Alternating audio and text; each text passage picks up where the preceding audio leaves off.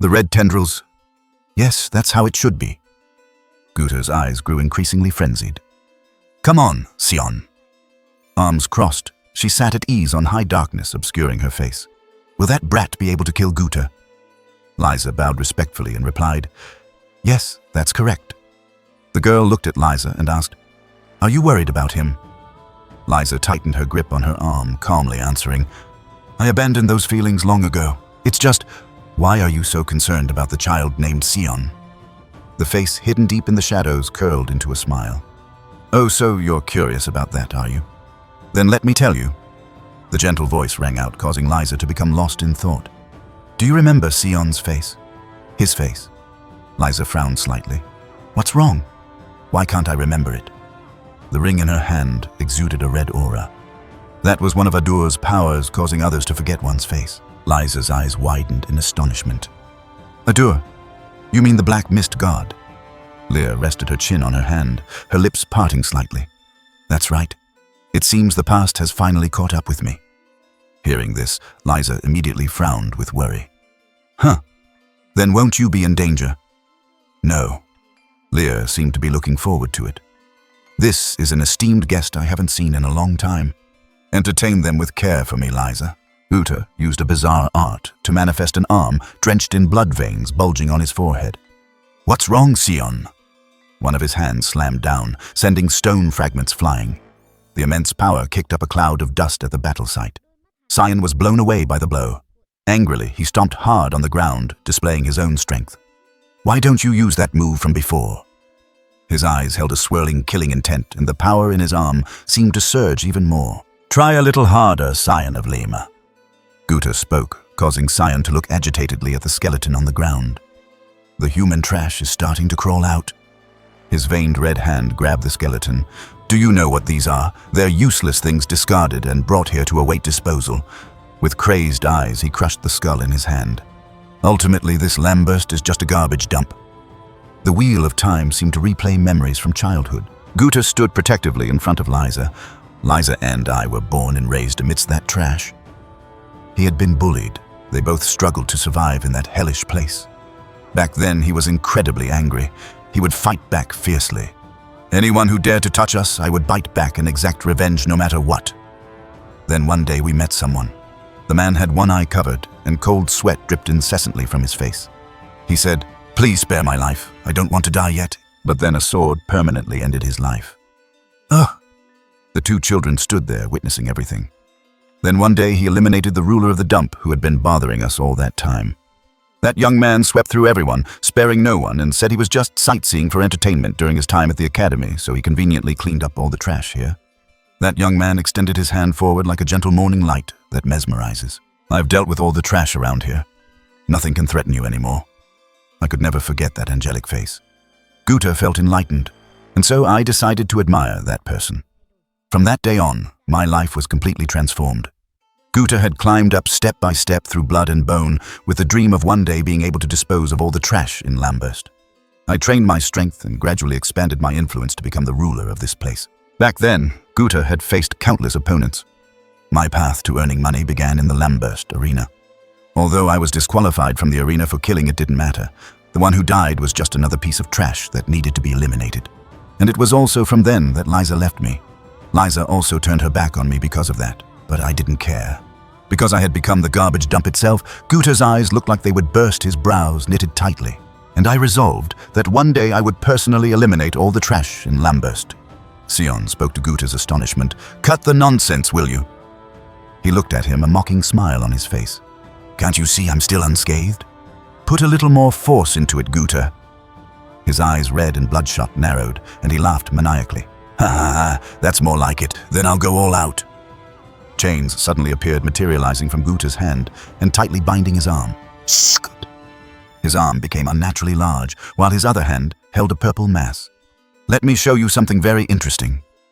Sion silently observed him, thinking to himself, is that an artifact in his hand? Where did he get that artifact? The shimmering purple artifact in his hand gradually opened. This is a gravity room. The artifact slowly closed, and a purple gem appeared. It would transform a designated area into a magic room. The gravity room had indeed trapped Sion inside. Sion glared at him angrily. And bind the target with 20 times normal gravity. Guta looked at him, his smile growing more and more crazed. Well. Your endurance is pretty good, isn't it? Let's see if you can withstand this too. His massive crimson hand slowly descended, looking terrifying. He taunted, "Need my help?" Sion's face darkened, his head bowed. "No need." His eyes gradually blazed with vengeful fire. "He's not worth it." A flash of light erupted and Sion shot towards Guta with lightning speed. Caught off guard, he was hit hard. He frowned, unable to believe it. What? What happened? That guy clearly couldn't move. All magic seemed to shatter. He had nothing left to rely on. Impossible! Sion's eyes, filled with towering hatred, rained down a powerful blow on him. Tisk! Sion, his eyes blazing wildly. "I will crush everything except your ears." Guta, in disbelief, sweat pouring down. Sion delivered another kick to Guta, one after another, relentlessly. Guta was sent flying, gritting his teeth, glaring at him. Outside, a flash of light exploded. Guta's body, pierced by sharp fragments, lay slumped on a desolate pile of rubble. Blood trickling from the corner of his mouth, he still managed to gasp, From the beginning of this battle, I was destined to die." He looked at Sion and said, "I have no regrets. That little one, because she was born in Lambhurst, has also become another piece of trash, hasn't she?" He mumbled to himself, "Just like Liza and me. That's the rule set by whatever governs this city." He struggled to speak, causing Sion to be momentarily stunned. "Please, don't let that happen again. If it's you can..." Blood continued to flow. Guta gradually fell silent. Sion looked towards a wooden box not far away. Could it be? He slowly approached it. Sion carefully opened the lid. His eyes widened. Up high, Liza and two others stood on a platform. What happened here? From her vantage point, she looked down at where Guta lay. He was motionless, his body pierced by sharp fragments. "Guta, what I feared has come true." Liza looked at the person beside her and ordered, "Prioritize the VIP's safety. Find someone quickly." "Understood." A familiar voice rang out, startling them both into turning around. "Over here." Liza looked towards Sion, who was sitting on the ground. "Sir Sion." She was momentarily stunned. Liza saw him holding a little girl in his arms. "Luok." He turned and said, "She's not hurt, just asleep." Liza hurriedly took the little girl into her arms, looked at him and asked, "Sir Sion, are you all right?" "I'm fine. Take care of Luok for me." She watched in alarm as Sion walked away. "Where are you going?" he replied softly. "To clean up the trash." Liza hugged Luok tightly, asking doubtfully, "Clean up the trash?" "Clean up trash, but where?" His eyes turned blood red as he strode away. Lambhurst. On the map, Lambhurst was divided into 4 zones with Lambhurst kg/Central as its core. To the west was the junkyard, to the east the commercial district, and to the south the entertainment district. Brawls were frequent in this place. The city had no public order organization, nor was it managed by any nation. Therefore, a control mechanism existed to maintain rules here. Such a chaotic city was controlled by hidden powers behind the scenes, the managers responsible for each area. So how does one conquer a place like this? Sion, followed by Shull, spoke up. If it were a nation, one could wage war, but that too would be difficult. So the only way is to deal with those managers personally. The man said, "No need." Sion, it seems Cyan was a typo, and meant Sion, or Shull is Sion's subordinate, replying to the man. Shull mused darkly. "We don't need to bother. Sooner or later they'll destroy each other. At that point, we just need to come in and take the city." Sion looked at him seriously. "How can you be so sure?" Shull, with eyes that saw through everything, replied, "Because that city is rotten to the core." His eyes had seen it. Only when Sion stood before this city himself did he understand. Though that confident expression still makes me wonder Shull isn't wrong. This city is rotten to the core. He frowned, observing the city holding a teacup emitting a red vapor. He thought to himself, "And today I will uproot this place. Although it's black tea, it has a minty flavor, both rich and sweet." Sion looked at the teacup with some apprehension.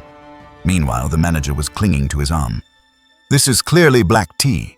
It's drugged, isn't it? This smell. It's definitely the famous anesthetic from Jijiam." Beside him, Deokia shyly brushed her hair, looking at him. "Thank you, Sir Sion, for accepting my invitation. I'm sure you'll be very satisfied tonight." He spoke gently, causing the girl to flinch slightly.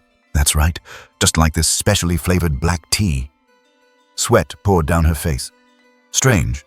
Did he realize there's a drug in the tea? His eyes, tinged with red, looked at her. I'm really looking forward to it. With that, he drained the teacup to Deokia's astonishment. He drank it all in one go. The cup fell and shattered. Then he slumped onto her shoulder.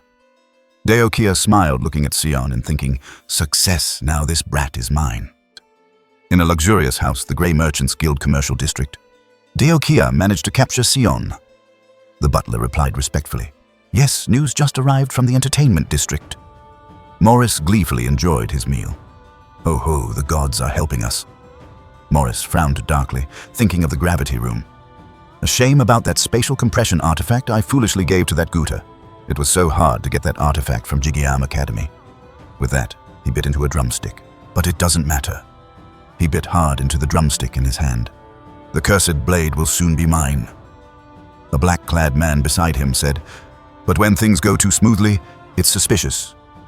Morris continued to enjoy the delicacy. Do you have to jinx it like that? The black-clad man said again. My intuition has never been wrong. Let me scout ahead first. He glanced at him. Fine, but don't do anything foolish. Yes, sir. With that, he left, leaving Morris to continue eating. Damn those Sanyas.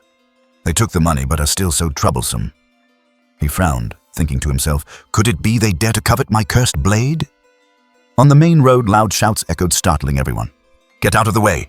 Everyone clear the path! A carriage sped like lightning down the busy street. Morris shouted, I'm in a hurry! He joyfully opened the door. I'm here, Deokia. She looked at him. You're early, aren't you? Slowly, what's the rush? Deokia's face flushed as she lightly licked her finger. I was just about to have some fun. Morris said hastily, I don't need the body, just what he's carrying. Deokia looked at him, arms crossed, and said, that. I've set it aside. His face flushed red, looking very excited. Oh, that's all I need. Quick, give it here. Deokia gently tugged a rope. Don't be hasty. You're about to have your jaw drop. The curtain was pulled back. A pair of tightly bound hands was revealed. The red curtain parted. Inside, a person stepped out. Morris couldn't help but be astonished, sweat drenching him. This is... The girl in front pointed towards the people behind her and said, What's wrong? Can't find what you're looking for. Inside was a blue-haired man holding a sword hilt. I never expected such horrible things behind the curtain. There was also a blonde-haired man holding a bouquet. Are you mummifying people? Morris trembled, pointing at someone identical to her. And that thing in the middle... It was a girl in a red dress, tightly bound, her face bruised and battered. Deokia. He looked towards the girl with a similar appearance to Deokia and shouted, Then who are you? She replied, Don't be so rude. Then that face gradually emerged from under Deokia's face. The cursed blade you covet, he smiled, looking at him, is me. He stared wide-eyed in utter shock, then collapsed to the ground. The cursed blade manifested Sion. His whole body radiated killing intent. Behind Morris, Sion said, You know too much. He screamed in terror, Damn you, shadow assassins, save me! Sion covered his ears in annoyance. Oh dear, you're too noisy. Then he struck Morris down with a palm strike. Quiet down a bit. Ugh, he coughed violently, witnessed by the two. Cough, cough, cough. If you want to meet them so badly, let me send you there. Sion used his spiritual power. Black and red energies emerged, creating a misty swamp domain. Morris, somewhat disbelieving, collapsed to the ground. The blackness turns into mist. His face darkened. A powerful aura enveloped him. Sion, his face, dark eyes blazing with killing intent, looked at him. The one who gave the artifact to Guta and the anesthetic drug to Deokia. That was you, right? Sorry, I'll never... Sion looked at him, his eyes filled with red, a smile playing on his lips as he enunciated each word. I know.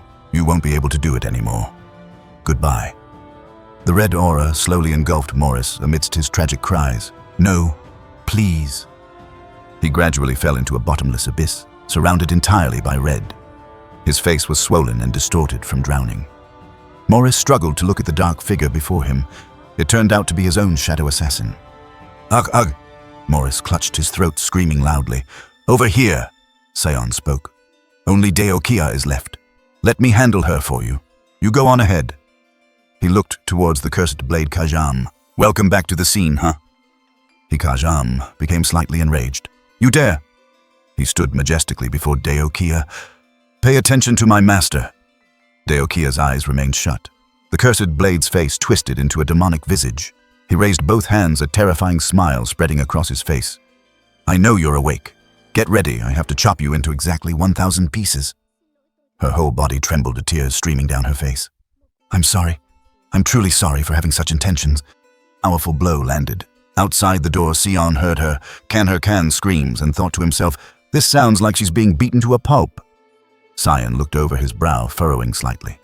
Why is there a familiar aura all of a sudden? His eyes suddenly widened. Outside was a desolate, ruined landscape. A mist domain, a blue aura, appeared carrying a voice that put Sion on high alert. Your expression is quite interesting. In midair, a voice emerged carrying a powerful aura. I am Lear, one of the managers of Lamburst. He, one hand in his pocket, thought to himself, so the mysterious Lear. He looked up, a drop of sweat rolling down his cheek. Also, a person of the mist. Lear appeared and said, It seems Sajeka hasn't told you anything about me, has she? Otherwise, you probably wouldn't have killed the other managers so recklessly. Sion moved slightly, an aura enveloping his arm. Thanks for the assistance. Now I don't have to waste time looking for you. He smiled at her, his aura gradually strengthening. Should I call you senior, or perhaps traitor? She smirked, holding out a ring. Don't misunderstand. I am not your opponent. Suddenly, as if sensing something, Sion frowned and looked behind him. A flash of light shot towards Sion. He frowned, taking a defensive stance. Who else is there? She smiled and said, Say hello. Sion was momentarily stunned, unable to believe it. Lear, standing behind, fanned the flames. You two know each other, don't you? Liza's eyes flashed with lightning, her concentration absolute. Yes, Milady Lear. Veins bulged on her face, her gaze unsettling. I will now eliminate Sion of Lema. Sion was momentarily stunned. Lear from behind asked casually, You two know each other, don't you? Liza. Her eyes filled with overwhelming killing intent. Yes, Milady Lear. Her eyes seemed to crackle with electricity, her hand gripping her sword tightly as she said, I will now eliminate Sion of Lema. A powerful surge of energy descended. Sion used his spiritual power and lunged. He tried to say, Get out of the way, Liza. I need to talk to Lear. This is not your concern. She seemed not to hear, continuing her assault. He thought to himself, Damn it, there's no reasoning with her, is there? Sion. His eyes, tinged red, moved like lightning. He thought to himself again, Then the only way is my way. To silence her. An announcement rang out. Secret technique, bloodthirsty wave. Sion used his magic to fire a powerful beam of spiritual energy at Liza, kicking up a cloud of dust. She landed lightly. Sion was slightly surprised, worried and sweating. It seems she's also been well trained. Liza frowned, staring at Sion. To withstand even the bloodthirsty wave. Lear smiled, flying closer to Sion, and asked softly, If you wanted to, you could kill her easily. Why are you hesitating? He glanced at her. How long do you intend to hide in that mist? Half of her face was shrouded in darkness, a hint of madness in her voice. I just wanted to see the abilities of the child Sajeka trained. If he fought my child, who would win? He frowned, thinking, She knows the guild leader. What is their relationship? She flickered in and out of the mist. Now is not the time to worry about me. Liza took a strong defensive stance, creating a circle of daggers to attack Sion. Rain of Needles. The Rain of Needles had extremely high damage, forcing Sion to use his agile movements to dodge. Liza gripped her dagger, swooping down from above. The two fought fiercely. Her eyes became lifeless, like a puppet being controlled. Though I have severed ties with Guta, you will pay the price for taking away my only family, Sion. Sion's face darkened, frowning as he fought back hard. So you two weren't just casual acquaintances, huh? That look in her eyes. He looked deeply into them, speculating. It's as if a dependent part of her cruel personality has been activated. She's using hazy memories to sow killing intent. He quickly regained the upper hand, gripping her neck. But getting this close is a big mistake.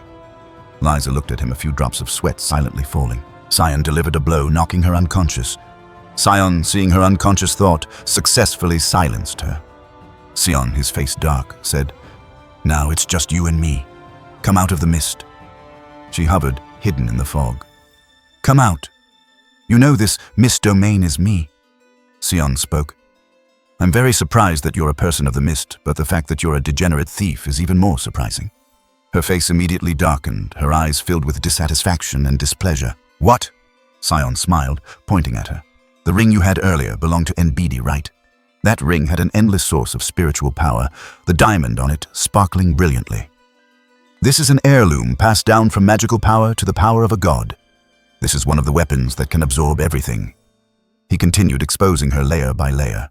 You used it to easily become a person of the mist, didn't you? I don't know how you got it. Sion rubbed his neck, speaking casually. But you're just a fake. She gradually became frenzied after hearing Sion's words. How dare you submit before my omnipotent power? As if he had grasped the situation, he thought she took the bait. Lear parted her lips slightly. The power of the black mist god. Voom, a circle appeared, stirring up dust. The circle quickly captured Sion, immobilizing him. Even the unconscious Liza was no exception. A sharp point lightly touched, creating ripples in space. Only I can enter and exit this space, and besides me, nothing can move. Lear pressed close to Sion and spoke. So how does it feel to be helpless? This is true power. Lear condensed her energy, blue streams gradually accumulating. Time to say goodbye. Goodbye, Lima. No pitiful Sion of the mist. At that moment, a voice suddenly rang out, causing Lear to halt her final move. Finally found it. What is this tiny space full of holes? A bolt of purple-pink lightning struck down, causing Lima Lear to be slightly astonished and fearful. Outside the cursed blade, Kajam had arrived. She frowned angrily, her eyes filled with hostility. Huh. What, you're targeting my master too? Lear turned, assuming a defensive posture, and thought silently. She tore this space apart. Does this woman have power comparable to the black mist god? She couldn't help but be astonished by the situation, gripping her weapon tightly. Besides Adur, there's only one person who could do that. Kajam, with an imposing aura, frowned and said, Why do you always like to covet other people's things? How many pieces do you want to be chopped into? Kajam of the cursed blade. With that, she snapped her fingers. But let me tear this tiny space apart first. Each piece instantly shattered with Kajam's smile. Lear aghast, her mouth wide open. Impossible. How could it collapse so easily? Sion frowned somewhat reproachfully. What took you so long? Kajam, as if about to explode with anger, glared at him, thinking, I saved you, and you're still complaining. Detestable. Sion propped himself up with both hands and began to complain. I was in real danger, you know. Lear, furious, looked at them and shouted, Silence! You cannot be the successor! Lear clenched her fists, becoming even more frenzied. For 300 years, no one has been chosen. So how can a brat like you take on that role? Then Kajam asked in a low voice. What's wrong with her? Sion replied very calmly, I just stirred up a little something earlier. The more she spoke, the more frenzied she became. You're just a brat, still reeking of milk. Lear, unable to maintain her composure, shot towards Sion like a rocket. Don't underestimate me, you fake successor. Kajam looked at her and asked, Why so tense? Sion swung the knife in his hand, creating a blazing red streak. Then you won't make it as an assassin. The two sides began to clash, evenly matched. Fierce blade dance, explosive barrage. Lear was knocked far away. A shuriken flew straight. Sion Vess, shimmering with red light, tightly gripped the shuriken, the ferocity suppressed in the depths of his eyes. Do you believe me now? If not, let me show you the true power of a god. Lear, battered, sat on the ground, struggling to get up. She bowed her head, somewhat dazed. The power of the black mist god. A large red mass gradually formed. Indomitable Sion. His eyes, blood red, said, Try blocking this blow with that ring you're so proud of. Her face immediately darkened. A surge of power was unleashed, sending stones flying everywhere. Lear's eyes took everything in, making her a little fearful. At the Black Mist Sanctuary, a voice rang out. Are you really leaving? Lear said resolutely. I've said it before. I'm sick of hiding just to wait for the successor. Sajeka looked at her without saying much. Understood. What a pity. Lear turned back, smiling at her friend. Will you come to kill me? Sajeka looked at her, showing no emotion. There are many other bad people out there. Why would I do that? Don't worry. Then her expression darkened as she issued a warning. But if I find out you've strayed, I will have to purify you. Lear's face immediately darkened upon hearing Sajeka's words. At that time, I will reclaim the weapon you stole. No one knows now, so don't worry about anything.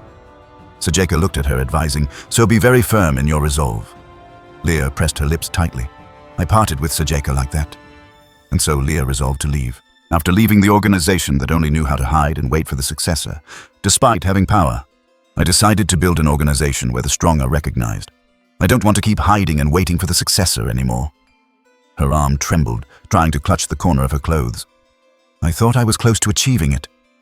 She was momentarily stunned, suddenly bewildered about everything. How did it turn out like this? Sion, seeing her helpless and dejected state, spoke up. Do you have any last words? She lowered her face. Please tell Sajeka. Sion lowered his gaze slightly, waiting silently, lurid tears streaming down her face, her eyes gradually losing consciousness. That I was wrong. It hurts. Please end it. Sion reached out, channeling a surge of power. No one can predict their own downfall. He, with blood-red eyes, thought silently. Even myself. Before him was the sight of two spaces intersecting. Sion looked at the building in front. The domain connects directly to the hotel. Well, that saves some trouble. Suddenly, a voice rang out. Why did you spare my life? Liza. Her clothes tattered, looked at him and asked. I tried to kill you, and I also know you are of the mist. She clutched one arm, looking visibly frail. There's no reason for you to spare my life. Sion looked up at her. So are you planning to tell others? Is that all? That's enough, Lisa asked cautiously. So what should I do now? Just then a voice called out, Manager. From outside the door, a group of people rushed in. A young girl, Locke, seeing Lisa, ran over worriedly. Sister, are you okay? Are you hurt anywhere? The girl's eyes welled with tears, her hands clenched tightly. I was so worried about you. You suddenly disappeared. Lisa looked at the girl and said, It's good that you're okay. Are you hurt anywhere? Locke lunged forward and hugged Lisa tightly. I don't know anything. You can't leave my sight anymore. The girl sobbed. Because you're a good person, the one who treats me best. Don't leave me again. Okay. Lisa gently comforted the girl. I was only gone for a little while. Why make such a fuss? Xian spoke up. It seems you have work to do now. He looked at her and said, The manager is supporting you for now. Take her place. Don't let Locke grow up to be like you or like Miss. She replied softly. Yes, I'll do that. With that, he sat down, patted the girl's head and advised, Locke, listen to the manager. Okay. Locke looked at him and asked, Are you leaving, sir? Xian smiled and replied, Yes, I'm going to check out now. Live well. Everyone watched him. Lisa called after him, Will you come back, sir? He waved his hand and said, Probably. Lisa's face turned slightly red. You have to come back. He smiled and replied, All right, I know. Xian remembered the scene at the castle and thought to himself, Next time I hope I don't have to witness that again. A dagger enveloped in a warm aura lay in that person's, Mrs. hand. She spoke, So you finally managed to purify Lina, huh? She sat on a tall stone pillar, at ease. It must have been tough, right? Xian said. You knew yet you still sent me. She twirled the dagger in her hand, looked at him and asked, That's right. Do you have anything to ask me? Xian looked up at her and asked, What is your relationship with Lina? Is she also one of the mist people? She smiled faintly and replied, Yes, she was. She continued, I remember the days we trained hard together as fellow disciples. The scene of the day she left gradually replayed, but she defied the will of the mist and left with a succession ring meant only for the guildmaster. Xian held up the shining ring on his hand and asked, This Sambaji ring? She descended from above. That's right. It was originally my weapon. She looked at Xian with her hands behind her back. But you can keep it. He was slightly astonished. What? This is an heirloom for the guildmaster. Her eyes lit up, her whole body emitting a fearsome aura. I don't need it anymore. I'm strong enough. He looked at the ring in his hand and said, I thought you sent me to retrieve it. This is surprising. Just then Kajam appeared from somewhere and said, Perhaps it's some personal keepsake. It seems you two know each other. That person, Miss didn't pay attention, holding the dagger and continuing, I'm just keeping my promise. Most who are drawn to the power of this ring will be destroyed. Xian watched her retreating figure and asked, So this is some kind of test? He continued to observe the ring radiating energy in his hand, thinking, Is she trying to see if I'll be corrupted by this ring's power? Xian frowned slightly. Are you warning me that I'll also be a target for purification if I become corrupted? Kajam stroked her chin and nodded. Oh, that sounds reasonable. Xian asked again, You still don't believe I'm the successor, do you? She smiled, looked at Xian and said, I want to see if you'll become a disaster or a hero. If you're the successor, you have to overcome such a trial. Maybe Kajam chose wrong." Kajam frowned, gritted her teeth and looked at her. "What did you say?" Shan was a bit bewildered and helpless. "Fine, I'll take that as good intentions." Golden sunbeams peeked through the cracks in the door at the Lowen Academy principal's office.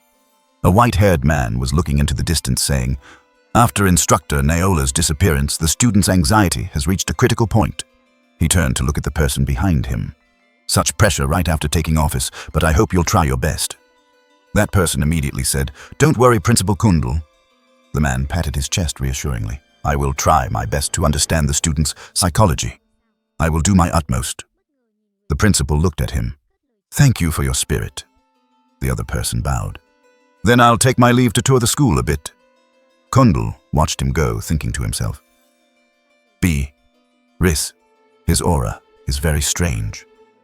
Outside, Sarika rushed in. "Sorry for being late." "Did the principal call for me?" She was a bit surprised to see the person in front of her. He spoke, "Hello, miss. I am Riss." He introduced himself, but his whole body exuded an incredibly strange aura. "I'm the newly appointed instructor. I hope for your help." With that, he left. "I'll be going first." Sarika thought to herself, the smell of blood is too strong.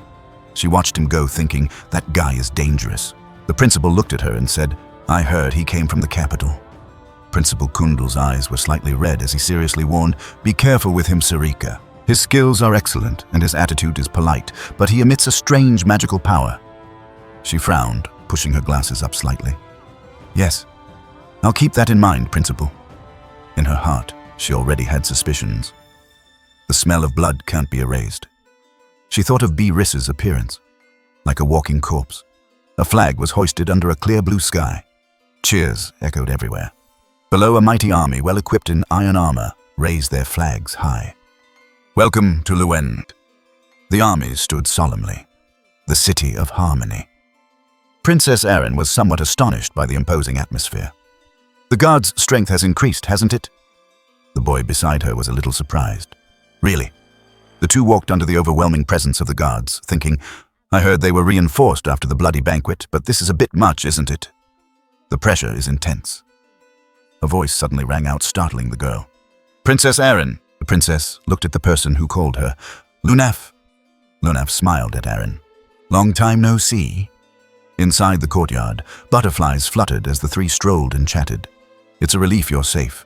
It's all thanks to the princess." Erin looked at her, a little pained. "Thanks for what you've helped me so much, and you were even imprisoned." Lunaf gently closed her eyes. "It's okay, I'm fine. I'm very strong." The princess introduced her companion. Let me introduce you. This is my classmate." Lunaf looked at him and greeted him. The boy's eyes lit up as he looked at her. Hello. You're so beautiful, so mysterious." As the three walked together, a voice called out, "Hello." The man bowed and introduced himself. "I am Boris, the newly appointed instructor. You are Princess Erin, correct?" Erin looked up at Boris. "Yes, I've heard of you, Instructor Boris. You're in charge of applied magic, right?" Lunaf silently listened to the conversation. "You already know. Then it's a great honor for me. May I have a moment of the princess's time?" Erin asked. "Right now." Boris smiled and replied, "Yes, it's nothing serious." Boris's whole body was gradually covered in a layer of black aura. "I'm measuring the magical power of talented students, so may I check the princess's magic orb?" Princess Erin extended her hand, emitting a pale yellow spiritual light. Like this," he replied with satisfaction. "Yes, that's fine." Lunaf beside her was a little worried and gently tried to stop her. "Wait a moment, princess. I have a bad feeling." Erin looked at her. What's wrong?" "It's just measuring mana." "What could happen?" He reached out his hand, and the wind began to rise, the space gradually sinking into darkness. "That's right. It'll be quick." Just then a hand suddenly grabbed Erin's hand. Boris frowned in anger. Erin cried out in alarm. "What's happening?" She looked at him. His eyes glinted red, his face dark. "Xian, why?" His eyes were truly chaotic. A little worried, she looked at him as if facing a demon. A familiar face again, Riss. The battlefield littered with corpses. 1,002 years ago, the liberation battle to annihilate the Demon King's army. A priest stood in the middle of a magic circle, shouting, "They're here! Everyone, prepare defenses!" However, the monster's claws quickly struck down. The priest's tragic scream echoed as the barrier was shattered by the monster's claws, creating a huge shockwave. Ignoring the casualties from the last attack, they continued to maintain their defense, reforming their ranks. A young man couldn't hold back, gritting his teeth and reminding everyone, "If we can't resist, they'll break through." A priest behind him stammered, pointing in one direction. Someone is coming." Immediately after, a powerful figure appeared in the sky. Then he quickly used his sword strikes to take down the monster. Everyone cheered joyfully. "He's finally here." The young man also cheered. "I remember he was at the Western encampment, but it's true what they say, he appears and disappears like a ghost. We're sure to win this battle." They all placed their faith in Xian, because young Master Xian is here. Then Xian told them, "All the injured retreat, leave this place to me." The spider monster gathered energy again, preparing for an attack. The surroundings seemed quiet. A wave was created. The monster directly fired a blue beam of light. It fiercely retracted its claws after the last attack. Xian clenched his fist, exclaiming, "I heard it's a special grade magic beast, so we had some expectations, but you..." He powerfully climbed onto it, continuing, "Are slow as a turtle." Xian once again used his power, the dark orb in his hand, growing stronger and stronger, as if wanting to destroy the monster. Just then, Boris calmly clapped. Xian turned to where the voice came from. "Why does Lord Achel value you so much?" he asked coldly. "Weren't you in the rear with my brother?" Boris confessed, "I came out because I heard the northern front needed support, but Sir Xian has already cleaned everything up." Xian sat by the fire, slowly saying, "It was almost a total disaster. This battle truly has no end." Xian added more wood to the fire. The elite knights, gathered at the front lines led by our Vest family, handed over the imperial authority to Emperor Linnell a year ago. Smoke billowed up with his words. After that, the magic beasts took advantage of the weakened front lines to begin their invasion, and the war just continued endlessly. He reflected, "It all stemmed from Emperor Linnell's greed. If Achel hadn't asked, I would never have come here." Boris quickly reminded him, "Saying that could get you killed, but I share the same opinion, so I can't say anything else." Xian curiously asked him, "Weren't you sent by Emperor Lionel?" Boris then burst out laughing, admitting, "I was chosen thanks to my meager talent, but my personality seems to suit Lord Achel better." Xian was curious. Oh, what talent! He directly demonstrated his magic, humbly replying, "Nothing special." A source of power was created by Boris. "I just collect traces of the mana Sir Xian uses and turn them into mana orbs." Very quickly, a small mana orb was retained and then made into a bead for preservation. He also hesitated for a moment before saying, Sir Xian's mana is truly special." Xian became interested and asked him, "What's so special about it?" Boris replied ambiguously, "Sir, you possess great potential. Who knows, you might be the person I'm looking for." Xian narrowed his eyes, calculating. Thinking back, perhaps, that's when the hunt for me began. Xian clenched Aaron's hand, making her dazed. Xian told himself, "So this time I mustn't make that mistake again." Looking at Boris before him, he resolved, "I absolutely cannot let him take my mana." On Boris's side, he was also narrowing his eyes, assessing him. He wondered, is this boy Xian Vest? The student beside him quickly reminded Xian, "You were just disrespectful to the princess." Boris awkwardly replied, "Oh, hello. It seems there's some misunderstanding here. I was just investigating students' abilities as an instructor." Xian directly exposed him. "I've never heard of such a procedure, instructor," he thought to himself. "Boris, he's been appointed as an academy instructor." Just then he awkwardly explained, "If you feel so uncomfortable, you don't have to force yourself. I'm truly sorry for being disrespectful." Xian seriously replied, "All right, I accept your apology. Before everyone gets more upset, please leave quickly." On the other hand, Aaron was blushing furiously. So rude." Boris laughed awkwardly. "I didn't expect him to show such open hostility," he conceded. Then, Boris bowed. "I'll leave immediately." And just like that, Xian managed to drive him away. Luna's eyes darted around, thinking, Boris Hellman. I've never heard of a mage like that before. The young man interjected, "Now can you let go of her hand?" Xian did so. "My apologies, princess." She also replied shyly, "No, it's okay, Xian." She rubbed her wrist, continuing, "I believe you have your reasons. You're my person, so it's okay." Aaron's face suddenly flushed as she realized something. "My person?" Aaron unexpectedly grabbed the young man's wrist, surprising him. "Huh, princess?" And just like that, she pulled him away at lightning speed. "I have urgent business. Goodbye." The young man was still dazed. Princess." Xian replied awkwardly, "Yes." Luna had something to ask Xian.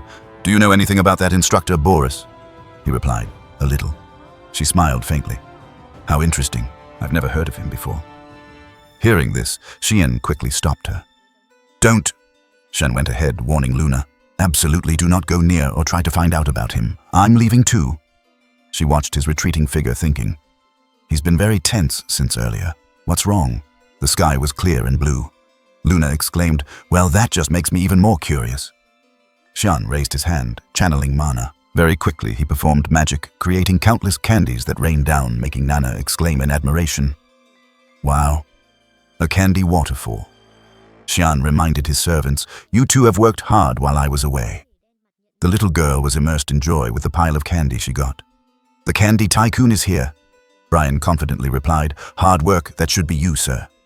The girl beside him complained, "Brian doesn't let me cook anything." Xian countered, "Didn't you say before that you liked having someone cook for you?" She sighed in reply. "This feels like my main job has been stolen."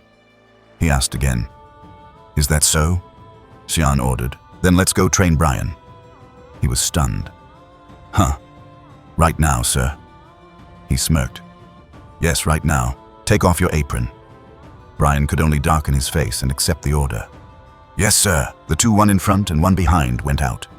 The scene shifted to the academy's physical training ground. Xian was a bit surprised. "Oh, there are still people training." Lesimus was now holding her sword firmly, panting heavily. She once again swung her sword powerfully. Brian, seeing this, had to click his tongue in admiration. Wow, wielding a great sword as tall as herself and moving so skillfully. Xian agreed. Truly respectable. He smiled, thinking to himself, "Of course I have to respect her." He looked at her, calculating, because later she'll be called the continent's #1 sword master. Xian chose a wooden sword and asked, "Let's see how much you've improved." She turned her head and asked, "Young Master Xian?" She stammered, What do you mean by that?" Xian slowly replied, "I mean..." He genuinely wanted to spar with her. "Attack." She was wary. "But this is a real sword and you're using a wooden sword. I should use a wooden sword too for fairness." Xian directly brought his wooden sword down on her. He continued his attack, forcing her to raise her sword to block. Xian praised Lesimus. "Good reflexes." Lesimus was stunned. This is really a wooden sword. Why is it so heavy?" The two continued to fight fiercely. Lesimus shouted, "Then I won't hold back anymore." The two continued to fight very seriously. Xian praised, "Good strike." He continued to smile, encouraging her a little more. Xian provoked, "Lesimus, is that all you've got? Attack like you want to kill me." Lesimus still tried her best to maintain her form. She thought to herself, "What, I'm clearly attacking, but I can't touch him." She charged forward, telling herself, "No way I have to land a hit." However, her efforts were quickly defeated by Xian. "All right, that's enough for today."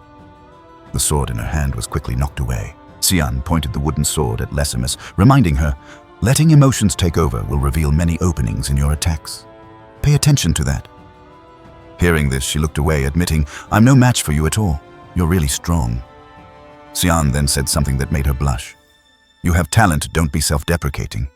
Being able to wield a sword that even adults find difficult to swing is no small feat." Lesimus was incredibly shy from his next words. "If you continue like this, I'm sure no one will surpass your swordsmanship in the future." She stammered. "What? After hurting me, you console me. That's not right at all."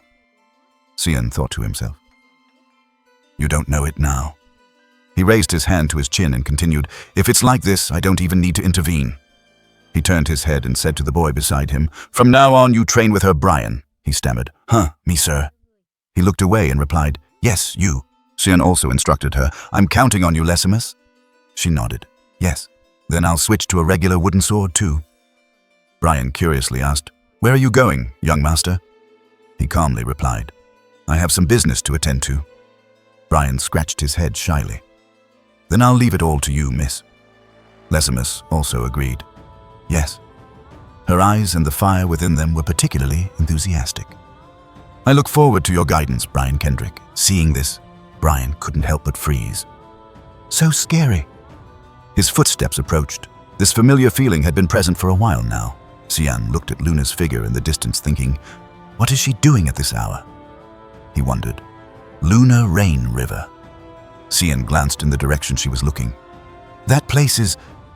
Luna suddenly spoke. It's Instructor Boris's research lab. He walked over curiously, asking, are you planning to go in there? Luna was puzzled. That place, She chuckled and asked him back, how did you know I've just been standing here looking? Xian narrowed his eyes. Are you really going in? What for? Luna replied nonchalantly. Because I'm curious. She said bluntly, I've never heard the name Boris Hellman before. The Harem Association also has no mention of a level 9 mage without any records. She concluded, too strange. Xian chuckled to himself. You're just asking for trouble again. Luna suggested, well, will you help me too? He was curious. Why should I? Her eyes flickered towards him. Because I have a feeling you know that person, and it seems you really hate him. Xian sighed. Now it's trouble for both of us. He looked up. He guessed. He finally left the research lab. He looked at a distant door, speculating. I can't sense any trace of him anymore. Xian gently pulled Luna aside and instructed. I'll go first. Follow closely. She agreed. Okay. He activated a skill on the door. Petty trick. A bookshelf opened behind the door. Seeing the books filling the shelves, Luna had to exclaim, there are so many books here. She continued, they're all books. It seems this guy is a bookworm. Xian scoffed. Maybe he just likes collecting them. Luna also discovered most of them are about ancient magic. Suddenly, Xian sensed something. He looked out of the window, thinking, where did you go, Kajam? On the roof. Don't worry. Focus on your task. He thought to himself. Why did she suddenly go up to the roof? Luna also noticed a few things. I think I found something. Xian immediately turned around. What is it? Luna pointed to a very old, ancient book. Xian thought to himself. No, it's not just an ordinary book. He realized, it's Boris's treasure. A surge of power flowed back. A woman's hair stood in the distance. She said disdainfully, you always make me sick. Stop beating around the bush and come out. Kajam's eyes turned fierce. The feathers continued to fall. Long time no see, Kajam. He asked, so, how does it feel to wake up after 300 years? She smiled maliciously. It was tolerable a moment ago, but seeing you made it unbearable. The opponent taunted, your personality hasn't changed a bit, huh? No wonder you chose such a terrible master. Kajam angrily questioned him, what did you just say? The opponent slowly landed calmly. He suggested, I didn't come here to fight today. Kajam mocked, so you want to talk? He raised a finger. That's right. Kajam was so angry her face contorted. Nonsense! What trick are you planning now? Luna was also flipping through Boris's ancient book. This is the first time I've seen this type of magic tome. It's like recounting history. She discovered more. But the letters are arranged like a code. It will take a lot of time to decipher. Luna was a bit wary. Currently, I can only see this picture. She touched the page. It's as if it was just drawn. What does it mean? Luna pondered. The sun and dark clouds, or mist? Xian suddenly slammed his hand down, covering the book, surprising Luna. Xian, he warned her, we have to destroy this thing immediately. Luna was surprised. Huh, why? Xian narrowed his eyes, thinking, because everything started from this. Subbed, he placed his hand on the book, recalling the bloody banquet and all the other terrible things. Just then, Boris slowly spoke. I'm sorry, but I can't allow you two to do that. Xian was startled and turned around. Boris! Damn it. I was too focused on the treasure and didn't sense his presence. A light suddenly emanated from the book. Boris retrieved the book into his hand. He chuckled and continued, I was just about to come to see you. This is convenient. His words made both of them wary. But being followed isn't pleasant, you know. Boris coldly cast a spell. First, let Miss Lunaf leave. Very quickly, she was roughly teleported outside by Boris's magic, which Xian didn't expect. He didn't forget to reassure him. It was a bit rough, but don't worry. I've sent her to a safe place in the dormitory. Boris suggested to Xian, now can we talk privately? He said ambiguously. I'm very interested in you, not just externally, but also personally. Shan smiled on the outside but cursed him inwardly. This isn't good. I really want to kill him right now. He looked at the book in his hand, telling himself, but Haikra is no small problem, and Kajam isn't here right now either. Kajam was now dissatisfied, ordering, "What nonsense are you spouting? Speak so I can understand." Haikra smiled fakely and replied, "My master is chosen by God. You can't win against us." She didn't care at all. "So, you mean the cursed blade should side with Lumengo and betray my master?" He asked, "Why do you need to do that?" "There are many other ways. For example," he bluntly tempted, "you could take over your master's body. That would be enough to trouble us." Kajam sneered coldly. "What trick are you planning now, you scum?" A struggle ensued. Good versus evil, light versus darkness, creation versus destruction. Two concepts that cannot coexist in this world have constantly clashed. A cherubim with 6 wings stood at the pinnacle. And in the end, light always triumphed. The Empire on a beautiful morning. 300 years have passed since the end of the Great God-Demon War. The land has become more prosperous than ever. The scene shifts to a temple. But the world is gradually forgetting us. The statue of the god was still there, no longer receiving the respect or worship as before. "We've thought a lot and come to this conclusion." A Haikra spoke maliciously. "There must be darkness. Darkness will make us shine even brighter." Kajam despised him. "What a pathetic reason." She bluntly exposed him. "In short, if I seize my master's body and rebel, you guys will suppress me and become the saviors, right?" He burst out laughing. "That's right. Indeed, talking to Kajam is much easier." As he was laughing loudly, a sudden attack forced Haikra to scream in pain. Kajam pounced, attacking him. "Nonsense." Haikra, on the contrary, was excited. "Oh dear, what a pity. A vortex was created." He casually asked, "Weren't cursed blades originally born to seize their masters? Have you two changed your minds?" Kajam gritted her teeth fiercely. "You yourselves defined us as evil. Deal with your own problems. Don't try to push them onto others."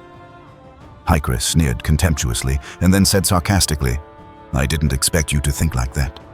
It would be better if you were as easy to talk to as Auru." Kajam's eyes turned cold at his words. "But it was also nice to meet you today, Kajam."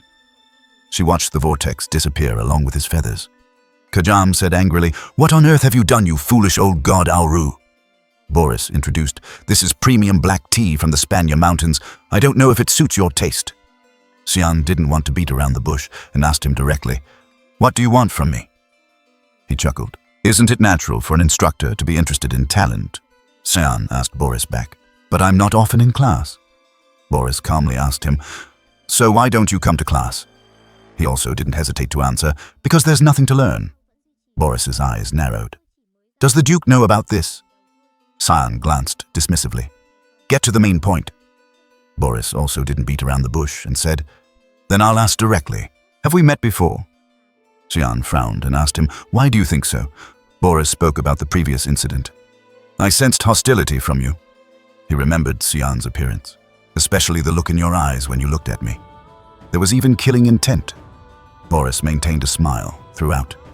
"I've only met young Master Xian for the first time, but I don't know if you know me." Xian didn't back down and retorted, "You're the strange one, not me, right? A mage possessing level 8 mana should be famous everywhere." Boris's eyes became dangerous. "I prefer peace and quiet." Xian met his gaze and asked further, "Where are you from?" Boris vaguely replied, "It's a very distant place. Even if I told you, you wouldn't know." The two faced each other, but Xian realized. He's lying, and he propped his chin on his hand, thinking. He definitely doesn't want to reveal that secret to anyone. He kept it hidden until the end in my previous life, too. He asked Boris again, "Don't you have anything else to ask me?" This time he gracefully declined, "It's late. We'll slowly find out more later." Night fell, a surprisingly cold young man. Boris looked at the book in his hand, exclaiming, "No wonder Lord Atchel feels so threatened. He might very well be the aide who was once by Princess Erin's side." Boris placed his hand on the book. Life is truly ironic. The Savior's younger brother, blessed by the god Lumengel, became the master of the cursed blade. Haikra suddenly appeared. He chuckled and replied, "Isn't that fate, Boris?" Boris acknowledged. "Fate, an interesting expression, Lord Haikra." He continued, "The cursed blade Kajam. Perhaps she is the darkness we are looking for." Boris touched the ancient book, analyzing further. If your prediction is correct, he will surely help you. Oh, and become even more radiant, like the darkness obscuring the sun in the prophecy. Boris also revealed his evil expression. The Savior's return will begin soon. Kajam stepped out of the magic space. She was now at the dark temple. A voice spoke. It's rare to see you come here on your own. Auru sat on the throne of darkness, asking, What's wrong, Kajam? She didn't waste words and got straight to the point. Don't you know, why are you asking? I just met Hykra on my way here. It's not far from this place, you know. Auru was puzzled. What did he do to you, judging by this reaction? Kajam suddenly realized. So you knew. What were you thinking, letting those vermin be? Have you forgotten how they dragged you down? Auru suddenly teleported behind Kajam, admonishing. Well, I can't sink any lower anyway. There's nothing to fear. She turned around angrily, shouting, Fine words, but they're planning to use me and Xian. Auru asked her, Isn't that your wish? Kajam was puzzled. Wish? What wish? He replied, To protect Xian. Auru drew a talisman, continuing, I will grant your wish right now. After that, the old man ordered, Take this command. All the people of the mist will support you and Xian. Kajam accepted. So you still won't intervene directly in the end? What really happened between you and Lumengul? He just replied calmly, You just need to know that everything is for the sake of you two. Kajam spat. Humph, that doesn't excuse you. She walked huffily to the dimensional portal, continuing, Keep being a coward, hiding in your shell here, you coward. Auru watched her go, heartbroken. Saying that makes people sad. Meanwhile, at the Holy Wall, the Saintess was ordaining Alice. In the name of the Supreme God of Light, Lumengul, I shall bestow upon you sacred grace, O you who possess the qualifications for salvation. In the solemn space that voice echoed, I ask you, do you truly wish to become the sole guiding light to save this dark and perilous world? The Saintesses all bowed respectfully. The Saintess raised her voice. Can you live on the front lines and perish there? Alice solemnly declared. I, Alice Vest, will follow the will of the God of Light, Lumengul. Her eyes were full of determination, but her heart hesitated. Is this the right path? All the divine soldiers bowed respectfully. Recently, the Empire has recruited outstanding talents into the Knights of Light and sent them to the front lines. Alice reflected. Therefore, in the face of disasters like the Bloody Banquet, the royal army could only stand by helplessly. Alice looked up at the statue of Lumengul before her. Although joining the Knights of Light has been my dream for a long time, is what I must protect on the front lines, or... A familiar voice whispered in Alice's ear, Congratulations, Lady Alice. She joyfully recognized Cecilia. She also warmly praised Alice. You finally achieved your dream. Suddenly, Alice became flustered. Now I must call you Knight Cecilia. I'm just a low-ranking knight. Cecilia burst out laughing. When it's just the two of us, let's just be as before. Alice bowed deeply apologetically, replying, But I can't be disrespectful to a senior. Cecilia, seeing this, became even more flustered. Ah, lady. The waterfall was still flowing. Ah, so that's what you were worried about. Cecilia very seriously encouraged Alice. The path Alice chose is not wrong at all. Definitely not. I've been watching you for so long. However, she still hesitated. But I still feel a bit confused. Alice dejectedly recounted, but the cries of countless people and their pleas for help still echo in my ears. Cecilia suggested, Then there's only one way to know if Alice is suited for the front lines. Hearing this, she became curious. What way is that? Cecilia proposed, Go to the front lines with me. She confidently showed Alice, Duke Willis, the Commander-in-Chief of the Knights of Light, has assigned a mission to you and me. This is my first official order. Respond to the summons, Alice Vest. Hearing this, Alice couldn't help but be stunned. He assigned a mission to me. Yes. Brian buckled his shoe. He also prepared his sword, sheathing it. Brian, fully equipped for battle. Others looked at him curious. Where is he suddenly going? He turned to Nana and Emily and said, I don't know. He just told me to prepare, so I prepared. But where are we going? Before Brian could finish, Nana anxiously asked, Won't we see each other for a long time again? Xian approached and calmly replied, No, this time it won't be long. He smiled reassuringly at her. Don't worry, Nana. Brian, are you all ready? Brian confidently replied, Yes, I've prepared as you instructed. But where are we going? He then released his power, naming a location, Limey Valley. Emily couldn't help but be surprised. The place we went to last time. But you said it was very far. Sion casually replied, "It's quick if we go this way. Let's go." He thought to himself, "I have to hurry." A dimensional gate opened. Sion told himself, because the day Sister Alice died, the royal inspection. The army was still moving on horseback. Just then, Ukin shouted loudly, "All troops halt!" He turned to the group and said, "We have arrived. It's been hard on you, Lady Alice." Behind him, she smiled and replied, "Lady? What lady, Sir Ukin?" The sky was dyed red. Ukin continued, "You have become a knight of light and come here. That is our pride." Alice replied shyly, "Don't flatter me so much. I still have much to learn." He chuckled. "If it's you, lady, you will surely do well. The Duke will definitely be proud of you too." Alice dismounted and told Ukin, "I told you not to call me lady." He laughed even louder. "The Duke is waiting for you." Just then, a pair of Silver Knight's boots landed. Alice reported, "Alice Vest, eldest daughter of the Vest family." She respectfully reported, "I have received your order and have arrived." Willis frowned and turned his head, giving orders. "Today there will be an inspection by the third prince, fourth prince, and second princess. Prepare quickly." Alice obeyed. "Yes, understood," she thought to herself. Still the same. So cold, he doesn't seem like family. He spoke seriously. "They're here." Along with that, an announcement rang out. "The princes and princess have arrived." A large group approached. Third Prince Fabian Severus said disdainfully, "The smell here is unpleasant." Fourth Prince Neron Severus even covered his nose in contempt. "How do they live in such a filthy place?" Second Princess, Violet. Severus was more gentle, saying softly, "You've always worked hard on the front lines, Lord Vest." Just then, Willis, Alice, and the others all bowed respectfully before the three. "I, Willis Vest, greet the princes and princess." The two princes looked displeased, each showing contempt. "Handle it quickly and let's go. Anyway, this inspection is just a formality. Monsters won't attack, right?" Willis chuckled. "Monsters in the rear are at most small ones."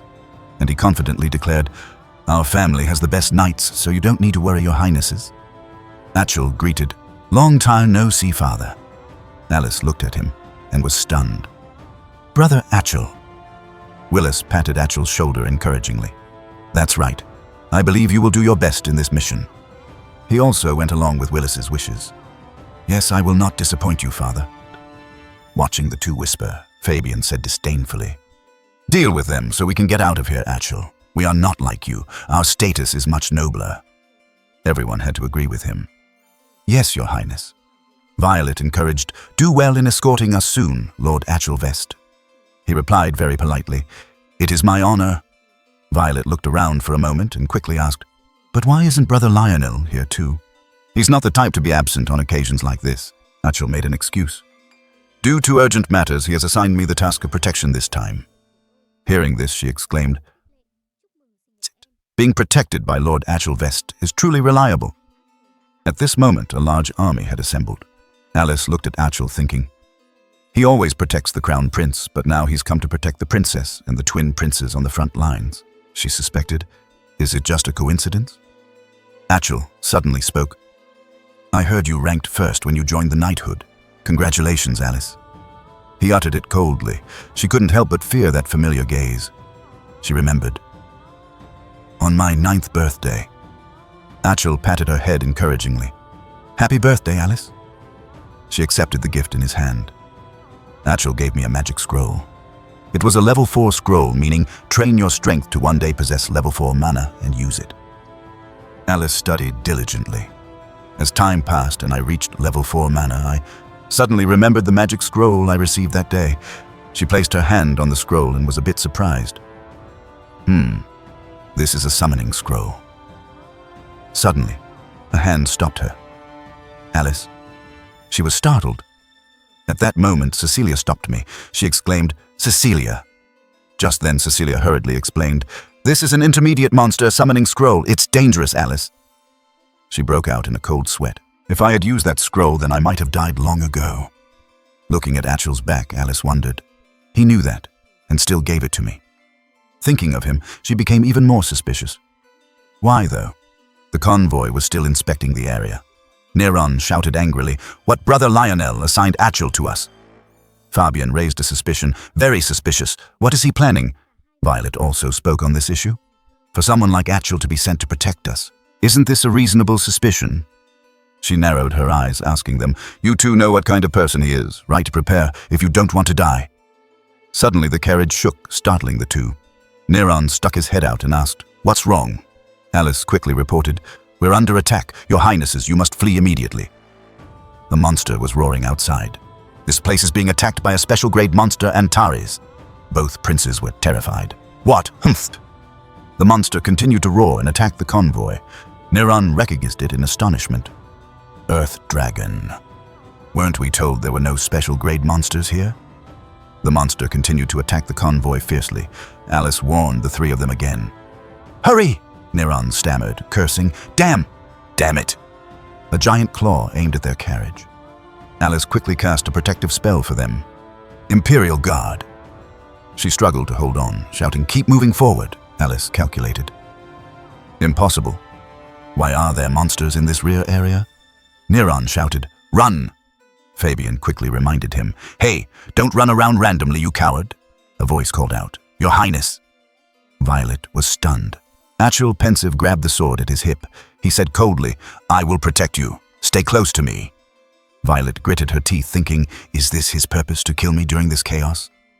Alice also turned her head, completely surprised. Brother Achel. Just then, countless attacks and collisions occurred. Feng Hua, the monster's roar, echoed. Alice was overjoyed to have reinforcements. Cecilia! She immediately told Alice, Come here quickly. Alice quickly took Violet's hand and pulled her away. I'm sorry, Princess Violet. She was dazed following Alice. Where are we going? Cecilia urged. Let's leave here temporarily. Just then, Alice also turned her head to look behind her. I have a very bad feeling. The way he looked at Princess Violet was terrifying. The pupils in her eyes widened. Huh. The monster was roaring, baring its claws towards Achel. Alice screamed, Danger! However, he was completely unharmed standing there. The monster's claws that touched him were easily blocked by Achel. La Lady Alice. She looked up and asked, What on earth is that? Cecilia shouted, Achel, hurry! An Antares hound appeared right above Achel. As it leaped down from above, landed and growled, an order was given. Everyone to your positions. Achel, with sharp eyes, glanced at something. He looked into the distance and tutted. The Knight Commander signaled to all knights, Do not let Antares get near the Prince and Princess form ranks. The monster opened its mouth wide, revealing its sharp, fearsome teeth. As it opened its mouth, a glowing purple gem flew out. Achel frowned, annoyed. Troublesome. The small gem gradually turned into a large orb, flying straight towards the knights. Suddenly, a knight shouted upon seeing something fall back. Achel raised his holy sword high. It began to unleash its power. He swung the holy sword forcefully at the monster's large orb. Achel shattered the orb. The knights exclaimed in joy and admiration. Wow, Sir Achel blocked it. Quick, support him. Princess. Violet watched from afar as everyone fought. She was fleeing with Lady Alice while looking back. Suddenly, something made Princess Violet stop. Princess Violet collapsed to the ground, exclaiming, Ah! Lady Alice shouted, not understanding what was happening. Princess, Violet said. No. Lady Alice, seeing this, asked Violet, Are you all right, Your Highness? Princess Violet showed a terrifying smile and red eyes, saying, I won't be defeated so easily. Lady Alice stared, not understanding what was happening. Before Lady Alice could understand, Cecilia stabbed her in the back with a dagger, making her freeze. Lady Alice stammered her name as blood gushed from her mouth. Celia. Cecilia, with a cold expression. Why? She pulled the sword out of Lady Alice, causing her to fall to the ground with a grunt. Cecilia asked, You are Achel Vest's sister princess, Alice, right? The princess. Violet bent down and continued. As soon as I saw that your brother Lionel secretly withdrew this time, I suspected something. You must be taking advantage of the chaos to eliminate us, and then blame someone else, right? This is just self-defense. Lady Alice replied in pain. You misunderstand, Your Highness. I wanted to assist the princess. Before she finished. Silent, the princess said with a terrifying smile. Do you think I don't know the ambitions of the Vest family and Lionel? I won't be defeated so foolishly. Lady Alice winced in pain. If you want to make excuses, the princess said, holding an edict, then say them in the short time you have left. Then the princess threw the edict to Lady Alice, saying, "Who knows?" The princess's red eyes were terrifying. "Maybe Lumengel will save you." Then the two of them disappeared, leaving Lady Alice lying in pain with her wound. Lady Alice in pain thought, "Cecilia, it can't be like this." Her hand pressed against the wound to stop the bleeding. She must have been controlled by magic or had some unavoidable reason. Lady Alice shed tears of despair. She couldn't have abandoned me and left like that. Then she suddenly saw something approaching her. Red-eyed monsters walking on two legs, their tongues lolling out, baring their sharp teeth, were approaching her. She grabbed her sword, looked down, and told herself, "Get a grip." Lady Alice slowly forced herself up. The monsters got closer and closer. "I can't die here. I have to survive." Lady Alice forced herself to stand and continued to fight in pain to live. I must survive to find out why she betrayed me. Lady Alice used her remaining weak strength to channel her internal energy using her magic. "O mother of all things, source of life." The monsters began to charge straight at Lady Alice, tremble before my fingertips. She used her spear Unjin to fight the monsters. Princess Violet and Cecilia had teleported to Violet's safe haven. The princess crossed her arms and let out a soft sigh of relief. "Phew, I can finally breathe." Perhaps the princess wanted to rest. She lay down on the bed and said, "The air there was disgusting, wasn't it?" Cecilia replied, "Yes, indeed, Your Highness." Cecilia's face appeared. She was thinking about something. She remembered the time before when she happily ate ice cream and talked with Alice. Cecilia was sad. She felt guilty towards Alice. The princess asked her, "Why did you spare her life?" Cecilia, not understanding, asked back, "What, Your Highness?" The princess sat propped up on her elbow on the bed. "You could have ended her life immediately, and I ordered you to kill her." Cecilia replied coldly, "She'll die anyway." Back to Lady Alice's battle with those monsters. "Those monsters will take care of her for us. There's still one more monster." Lady Alice lightly extended her hand. The monster roared and then fell to the ground. She had defeated the fearsome monsters and was exhausted from blood loss. Alice sank to her knees. "It's over. I have to go back." She was sad and didn't know how to report back. "How do I report to the knighthood that Princess Violet tried to kill me? Who will believe me?" Then she stood up and ran from that gloomy place. "First I have to escape from here, then figure things out." Lady Alice stopped. She realized something was about to happen to her. A giant monster. It was a high-level monster. A salamander. Alice was terrified. "I have to think of something. I have to survive." The high-level monster emerged from the ground, its mouth spewing fire. Alice was tiny compared to those monsters. She was truly pitiful. I have to think.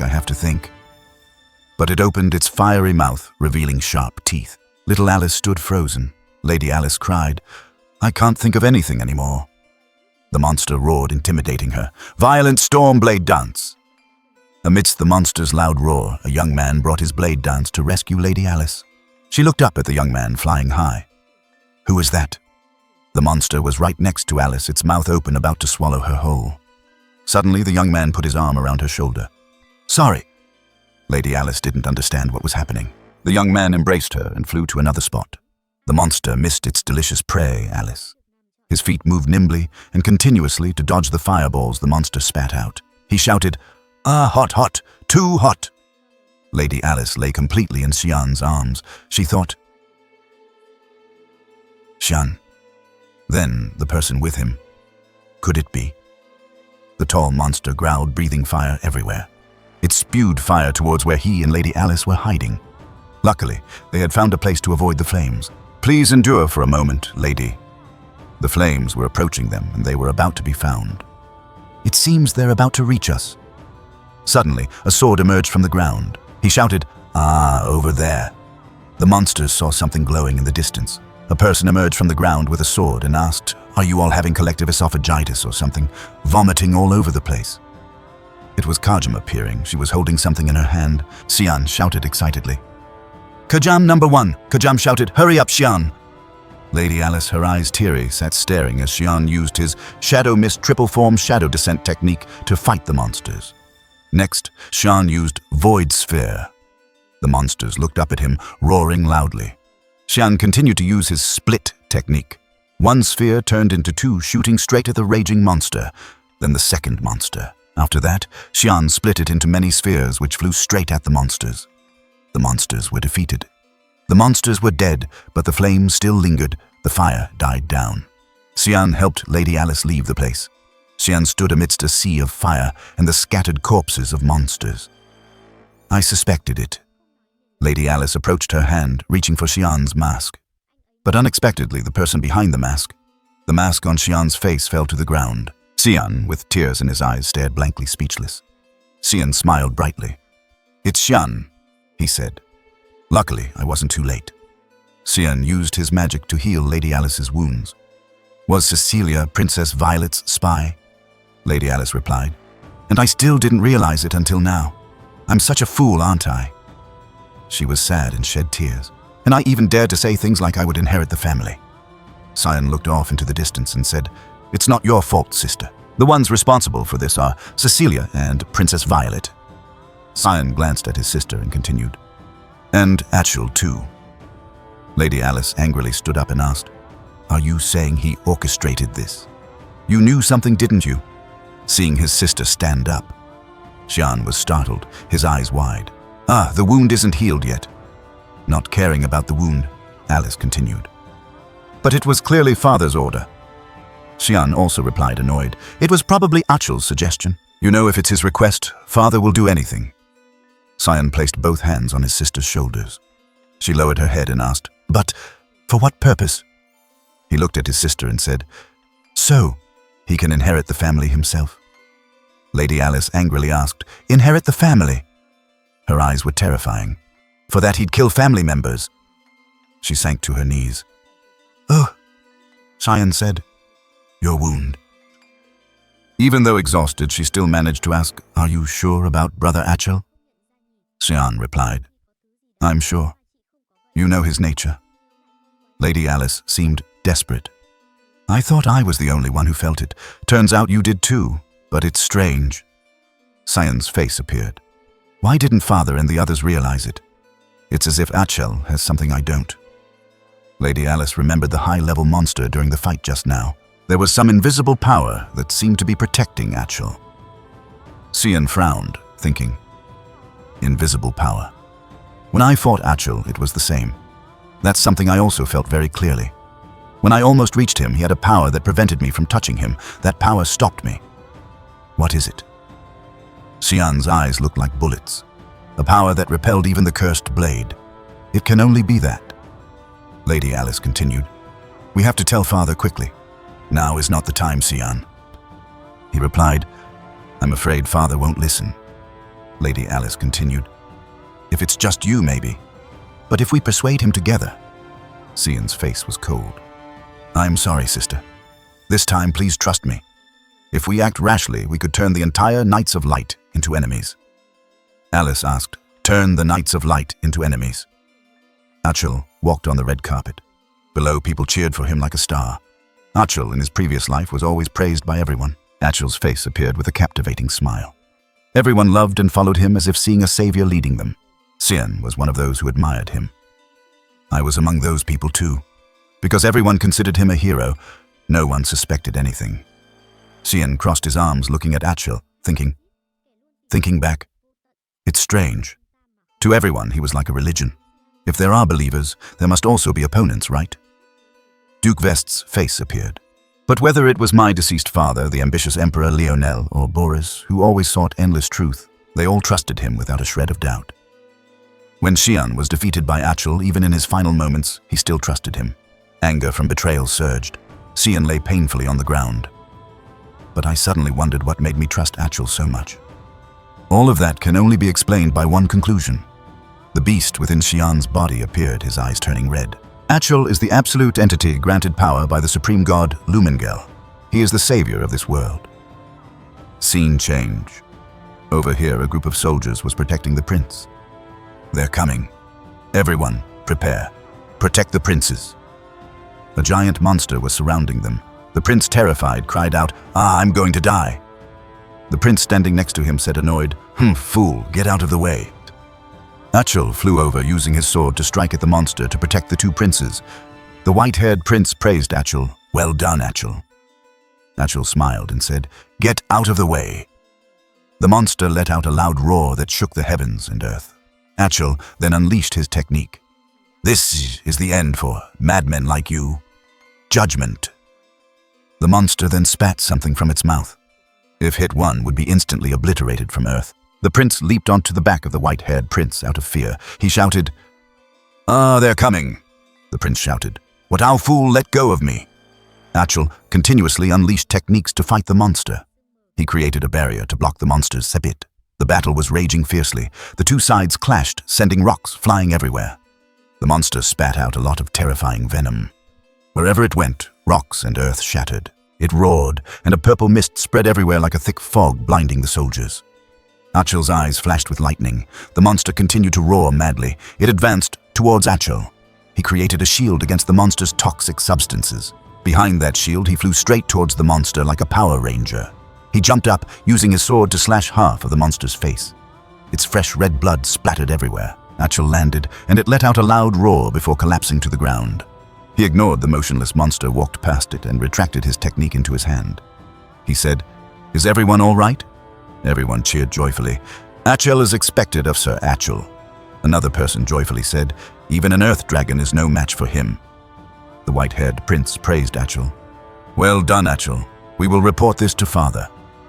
He pursed his lips, wanting to say something. Then Achel smiled and said, "I am very honored, your highnesses." Scene change. Lady Alice stared blankly with wide eyes. She asked, "Achel is the savior impossible. How could someone like that be chosen by God?" Xian lowered his face sadly. "It doesn't matter who the savior is." Achel shone at the foot of the god's statue. Once chosen by the supreme god, denying him means committing sacrilege and eternally confronting his supporters. Lady Alice put her hand to her face as if regretting something.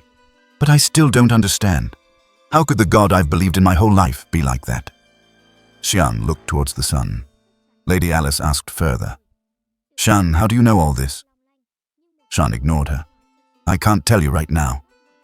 He thought, "I can't let her get involved any further." Lady Alice placed her hand on Xian's shoulder, patting it gently. "I trust you, Xian. You must have a difficult reason."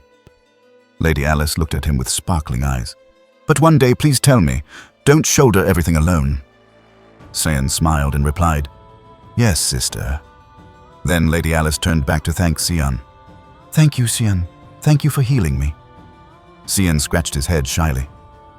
It's nothing. Ha." Xian stood behind Xian, looking at Xian with bullet-like eyes. "Why are you grinning so widely?" Xian saw it and shouted, "Ah!" After a moment of joy, all three became pensive. Xian asked, "What will you do now, sister?" Lady Alice replied, "First, I have to deal with the immediate problem." Lady Alice said, "I will go see Cecilia. At least I have to hear her reason for betraying me." Xian said, "Then I'll help you." Lady Alice was surprised. "Help me?" San smiled brightly under the red sky of dusk. Then he said, "She couldn't have gone far." At Violet's hideout, the air was fresh. Princess Violet and Cecilia were talking when they heard a noise outside the door. The princess, seeing this, asked, "What?" Cecilia looked towards the door and said, "Someone is approaching. A type of mana I've never felt before." The princess casually twirled her hair and said, "Impossible. Besides me, no one knows this place." The sound of breaking glass. Something pierced through the glass window, flying straight towards Cecilia. It pierced right through Princess Violet's face, making her freeze. The princess screamed in terror, "Ah!" A sword had just flown past their faces. Cecilia was terrified, thinking, "That's a sword." It pierced straight into the wall. The fresh gash was still smoking. Lady Alice's sword. In an empty clearing, the sky appeared blood red. A hand was reaching down to the ground, searching for something. Achel frowned, looking at the traces on his hand. Traces of a magic scroll. Instant teleportation magic. He was with his soldiers, searching. Achel ordered, "Just find any nearby place that could serve as a hideout." One of the soldiers shouted, "Sir Achel, please check this way."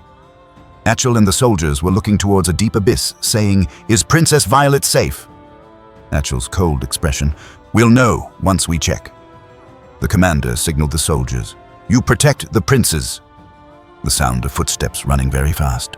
A wind-splitting run from the direction of the house. Cecilia ran frantically, thinking as she ran.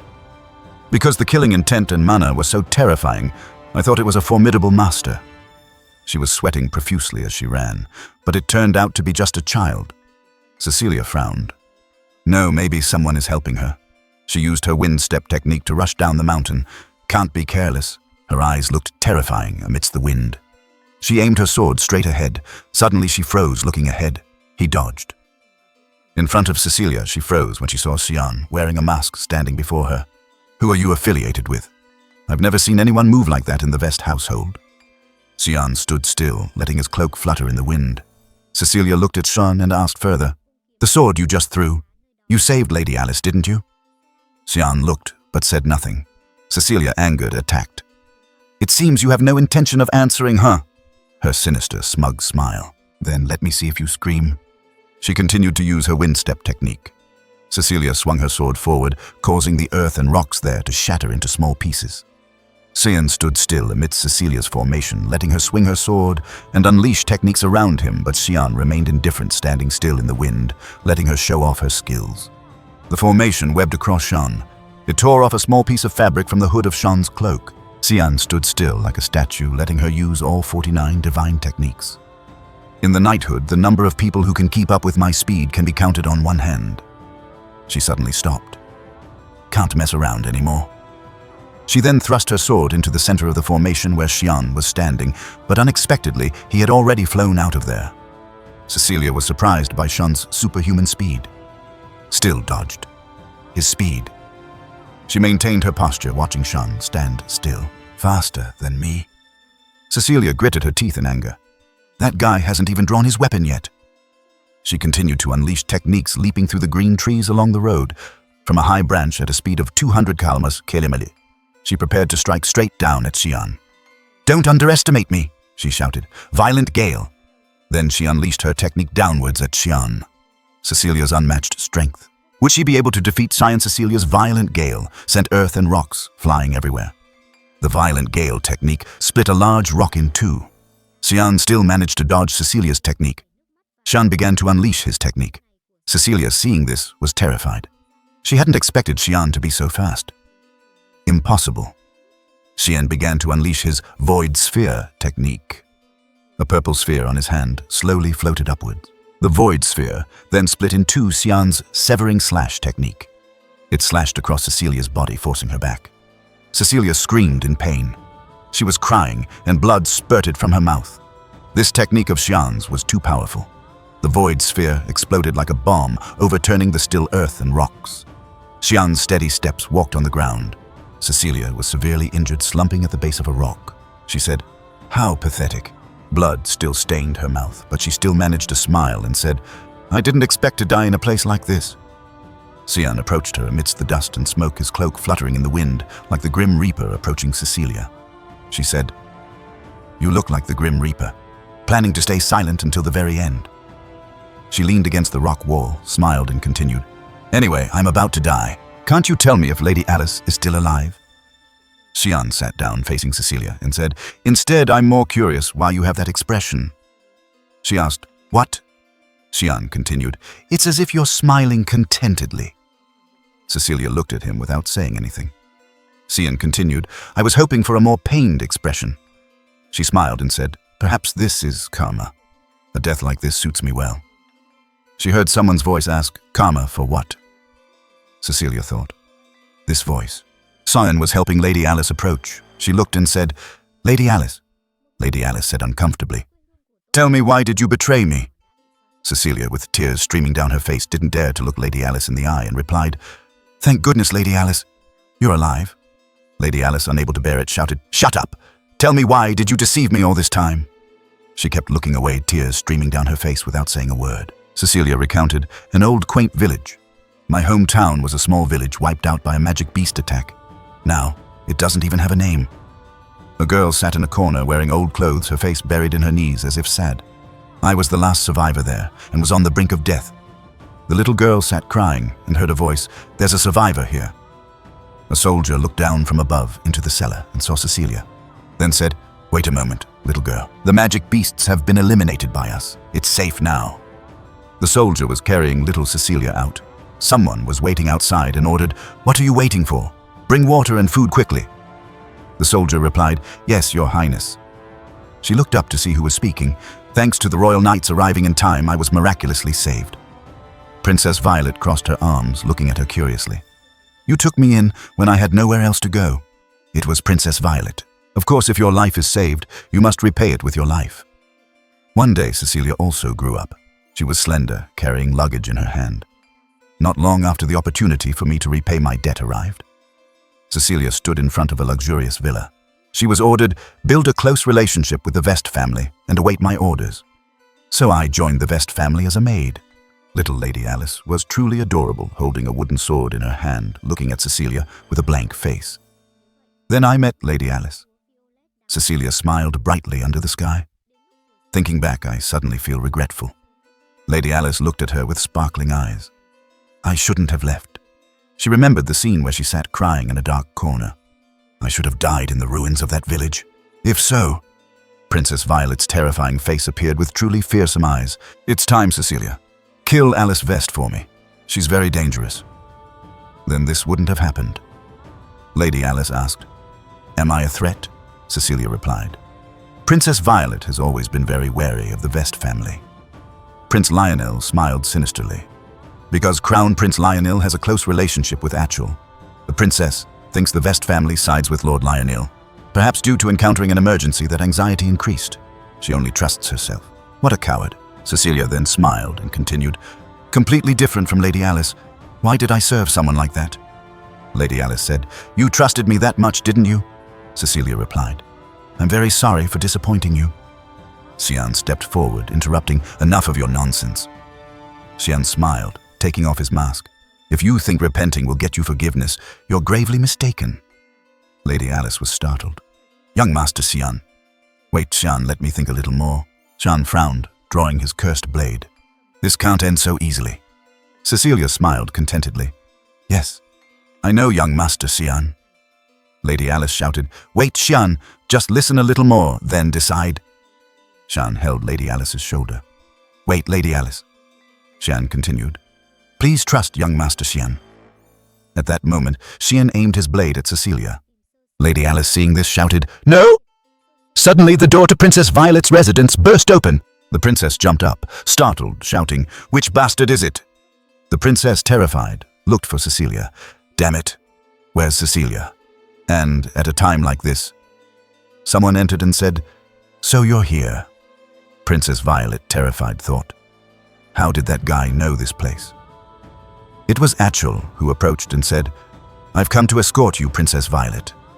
Outside, heavy rain was falling. Someone entered and said, "So you're here." Princess Violet, terrified, thought, "How did that guy know this place?" Achel approached and said, "I've come to escort you, Princess Violet." The princess looked at Achel angrily and asked, "You look like you want to kill me. Do you know this is disrespectful behavior?" Achel calmly replied, "I do intend to kill someone." Achel frowned and continued, "According to the script, Prince Fabian, Prince Neron, and even the princess will die at the hands of a special-grade magic beast." The princess, angry hands on her hips, asked Achel, "Do you think you can get away with something like this?" Achel, from a distance, used his divine punishment technique to strike the edict Princess Violet was holding. The princess screamed, "Ah!" It then burned to ashes. His hand was still glowing. He said, "I'm not done talking yet."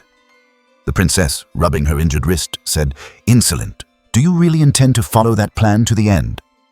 Achel then approached Princess Violet. He said, "Who knows?" "Princess?" Violet stammered, What do you mean?" He glanced at the sword still embedded in the wall from earlier, thinking, Alice's sword. Achel asked the princess, "Where is my sister?" Princess Violet smiled and replied, "I've eliminated her." He glared at the princess with bullet-like eyes. The princess continued, "What if she colluded with Lionel? She's your sister, after all." The princess's face appeared with red eyes, then she smiled sinisterly. "But I believe it was the right decision. Are you planning to avenge your sister now, too?" Achel replied, "No, I plan to change the plan." The princess was surprised, her eyes wide. "What?" Achel then pulled Alice's sword from the wall, saying, "It's come to this, and you're still so calm." He slung the sword over his shoulder and stepped closer to Princess Violet. "As soon as I see someone suspicious, I deal with them immediately." He continued, "I must admit this method is very insightful. He said this while wearing a mysterious smile. To be honest, I was a little surprised too. You and Prince Lionel are nothing alike. Princess Violet looked at him with a surprised expression. He doesn't care about his sister at all. What does this guy want? Achel said, the original plan has failed.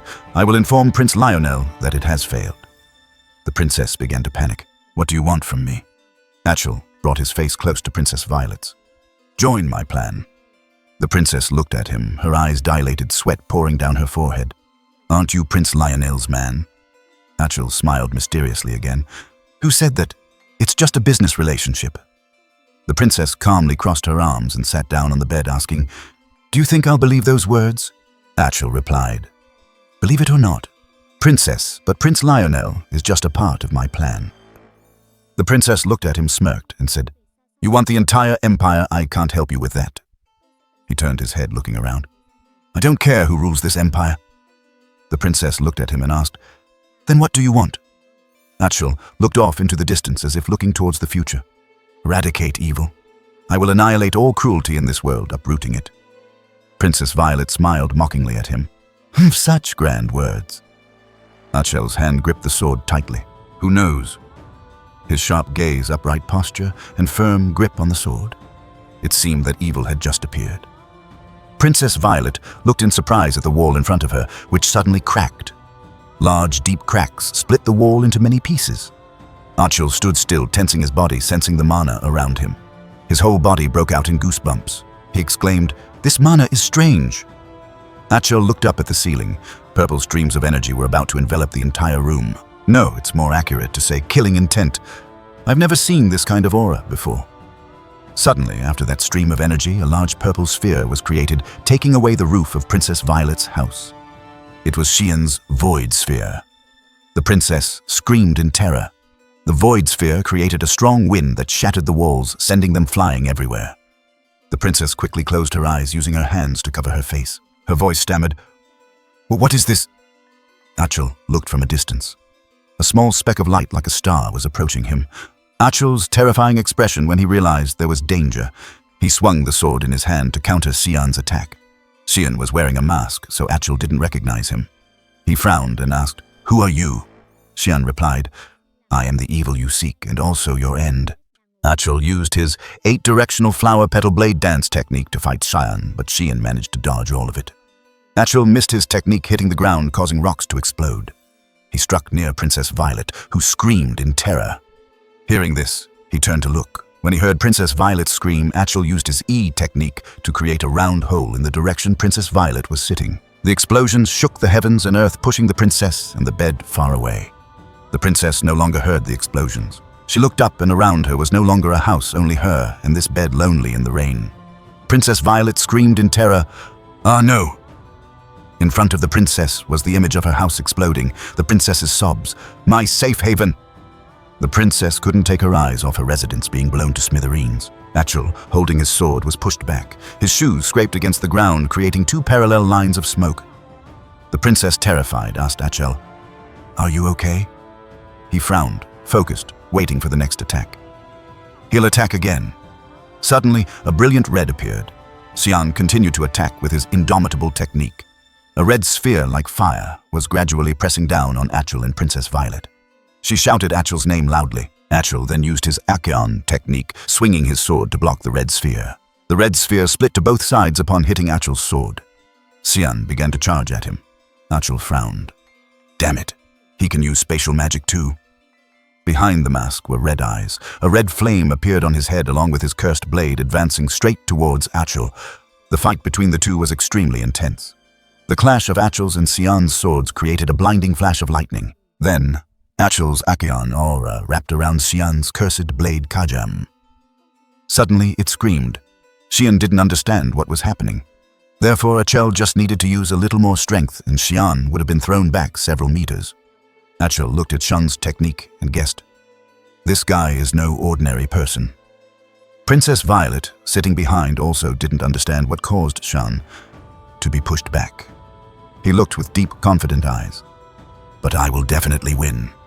Princess Violet blushed and replied, Xian looked and asked Kajam, his sword. What's wrong, Kajam? She replied, stammering, It hurts. It hurt so much. She radiated a red mist continuing. It's like my whole body was just torn apart. Is that the power of authority?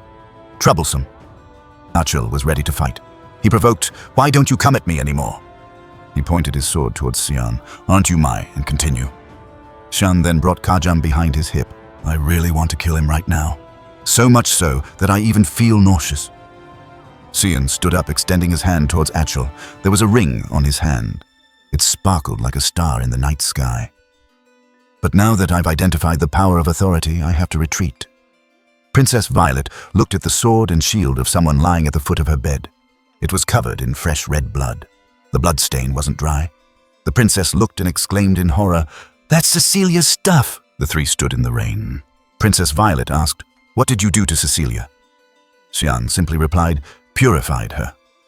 The princess didn't understand Xian's words. Purified? What does that mean? Achil interjected. It seems he means he eliminated her. Achil asked further, "Is this your purpose? Who sent you?" Xian's body began to emit black smoke. It seemed he was gradually disappearing. "We are the mist, those who know no forgiveness. Not for anyone, but simply purification according to natural law." Achil thought. The mist. Is it true they're active again? While Achil was thinking about the mist, Xian had already vanished. He disappeared. Achil looked with annoyed eyes. Another troublesome person, with the previous obstructions also their doing. The black smoke gradually turned into, and then slowly dissipated under the falling rain. Scene change. The gurgling sound of a waterfall. A beautiful, natural landscape. Kajam sat holding her head, groaning. My head hurt so much I thought I was going to die." Xian asked. "Does it hurt a lot?" Kajam replied. "Yes, I've never experienced pain like that before." Kajam looked up at Xian with an annoyed expression. "But I couldn't even get close. This is troublesome." Xian calmly said, "It's not entirely without a way." Kajam looked bewildered. "What?" He held the holy relic in his hand, looked at it, and said, "The relic of the ancient god, Jugan's primordial stone. It's just a theory, but if we use this, we'll have a chance to win." Kajam grabbed Xian's wrist. Don't do it," she then continued. "You brought it with you for this day. It could kill you."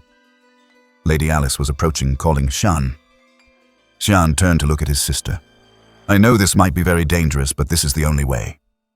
His sister was running closer. She smiled brightly and said, "Now I have things I need to protect." Cecilia watched them, smiling contentedly. "I can't repeat the mistakes of my past life." Xian clenched his fist. "If the opponent is someone who can surpass all limits, then I too will be ready to surpass him." Amidst the fading twilight, Alice quietly handed Cecilia a small object. Her voice was low but firm. "Take this. It will help you." Cecilia tremblingly accepted it, her eyes filled with doubt. Alice continued, "This is Marion's token. Not everyone can enter the spirit's territory, but if you carry it, you will be allowed through. From now on, take care." Alice's voice was steady, but deep down a dull ache of loss crept in. Cecilia bowed her head, her voice choked.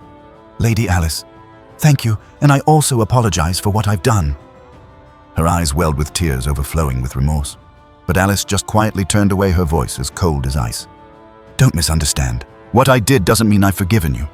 It's best if you never appear before me again." Cecilia trembled slightly, but then bowed her head. "Yes, I understand. I'll take my leave, Lady Alice." Alice's figure remained standing there, but now only loneliness and regret remained. She had lost her best friend. But perhaps this was the only choice in this situation. High above Xian and the cursed blade, Kajam silently observed everything. Kajam spoke, questioning. "You let her go just like that. Is that all right? Wouldn't it be less troublesome to kill her right now?" Xian calmly replied, "In my previous life, I killed her once. But thinking back, perhaps it wasn't necessary then. When I found Cecilia, she had completely collapsed in guilt. Those feelings of remorse gnawed at her every day, taking away her will to live. Even if I hadn't acted, she would have destroyed herself. So this time, I'm giving her a chance to make amends. One day, she will have to repay today's debt. You know this can't end so easily, right?" Xian remained silent, but his eyes were sharper than ever. The young man swung his sword. The blade descended, but not towards Cecilia's neck, only lightly touching her shoulder armor. His voice was cold and threatening. "Today you died once, Cecilia. Consider that I've spared your life." But there will come a day when you must repay this debt. Until then, live discreetly. Don't make me come looking for you." Cecilia froze, her eyes wide with astonishment. She clenched her hand. Webtoon. A torrent of thoughts rushed through her mind. Young Master Xian, can you see the future? Her voice trembled slightly, but her eyes gradually became resolute. If one day things could change, if she still had a chance to atone, then she was willing to trade everything to make amends. Seeing her master suddenly become strange, the cursed blade Kajam couldn't help but be surprised. "What's wrong with you? Are you sick? Why are you suddenly so gentle?" She poked Xian's cheek lightly, making him frown in annoyance. "Don't tell me you've caught some incurable disease." Before he could react, another voice cut through the conversation. "Kajam, there you are." The cursed blade jumped up, her voice full of excitement. A figure rushed over platinum blonde hair, gently flowing in the wind. It was Alice. As soon as she saw Kajam, she ran over, her face full of gratitude. "After we parted ways earlier, I didn't get a chance to thank you, but I'm truly grateful that you saved me." Although she said that, Alice couldn't help but be amazed. A cursed blade with consciousness. I wonder if I can live harmoniously with it. Opposite her, after receiving praise from Alice, the cursed blade looked shy. "Oh, it was nothing. You don't need to worry about it." Hearing that, Alice felt a glimmer of hope. Could she be a good cursed blade? Alice suddenly spoke. "It seems your relationship with Xian is very good. You two look very close, don't you?" The reply was indifferent. "Not really. He and I just have a master-servant relationship. We're not that close." "Just a master-servant relationship?" The cursed blade's eyes narrowed, showing seriousness. "That's right. But his body is mine. Don't you dare eye it." The cursed blade's answer left Alice stunned for a good 5 seconds. I understand. It seems it'll be hard for us to get along." Scene changed to Luen Academy.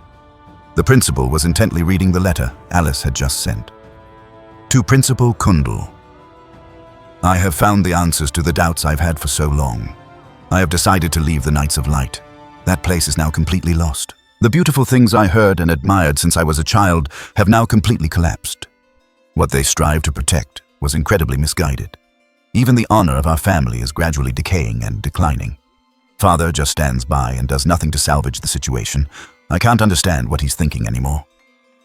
I will come to see you soon, but before that I have an important matter to discuss.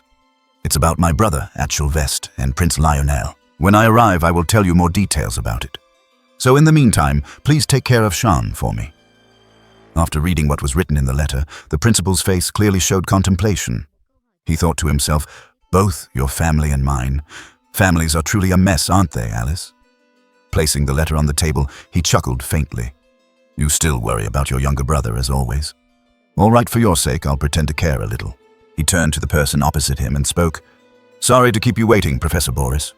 "Not at all. Principal Kundal." The principal immediately began with a probing question. "How do you find life at the academy?"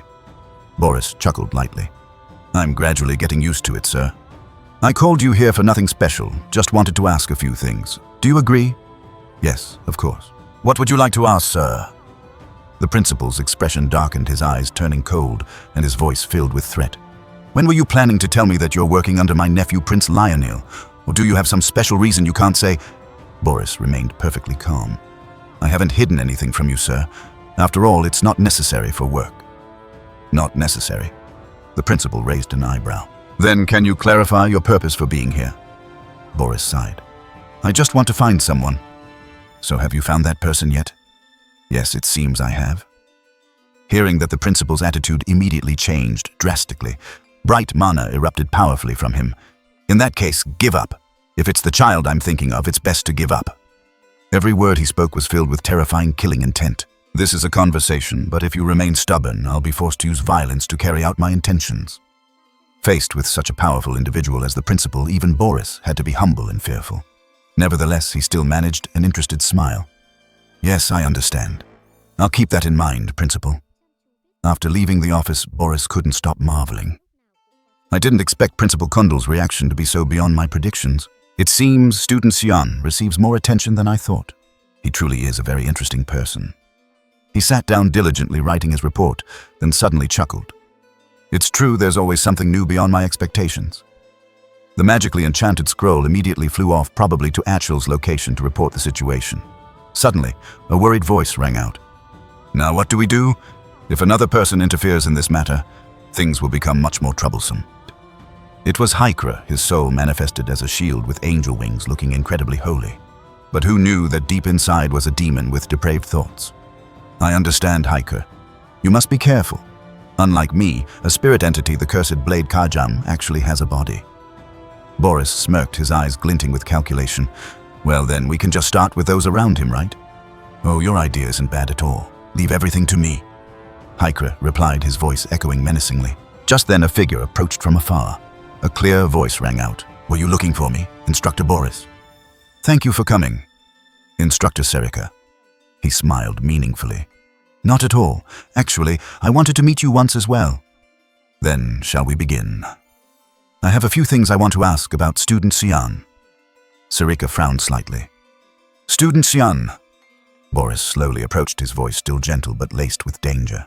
He spends most of his time in the dormitory, hardly attending any classes. But his skills are incredibly extraordinary. Don't you find that very strange?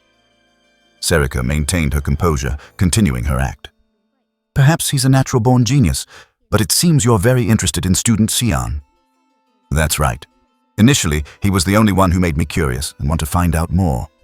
But after a while, the people around him also started to attract my attention. He slowly brought his face closer to Serika, a sly smile and eyes full of killing intent.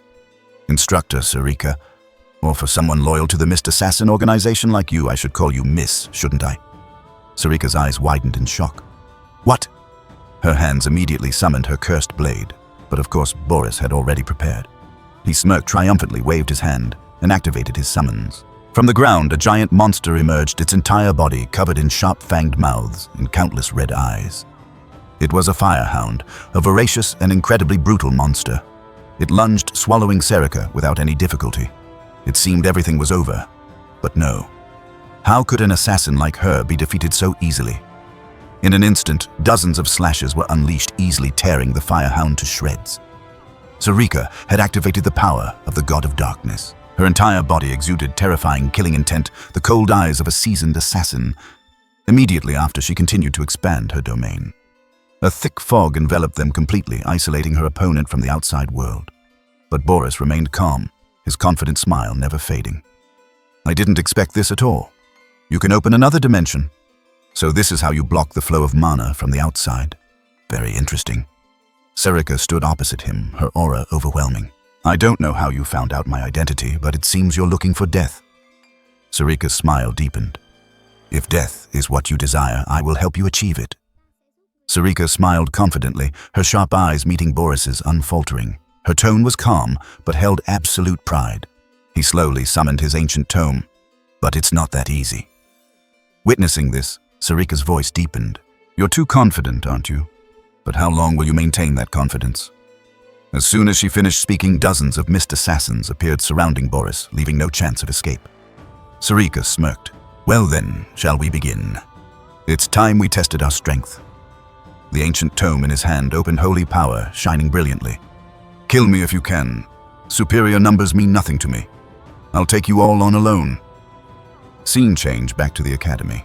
In a warm room, Nana was fast asleep, then suddenly woke up with a start. Papa, you're back. The dimensional gate opened, and Xian and Brian appeared. Xian smiled gently. I'm back.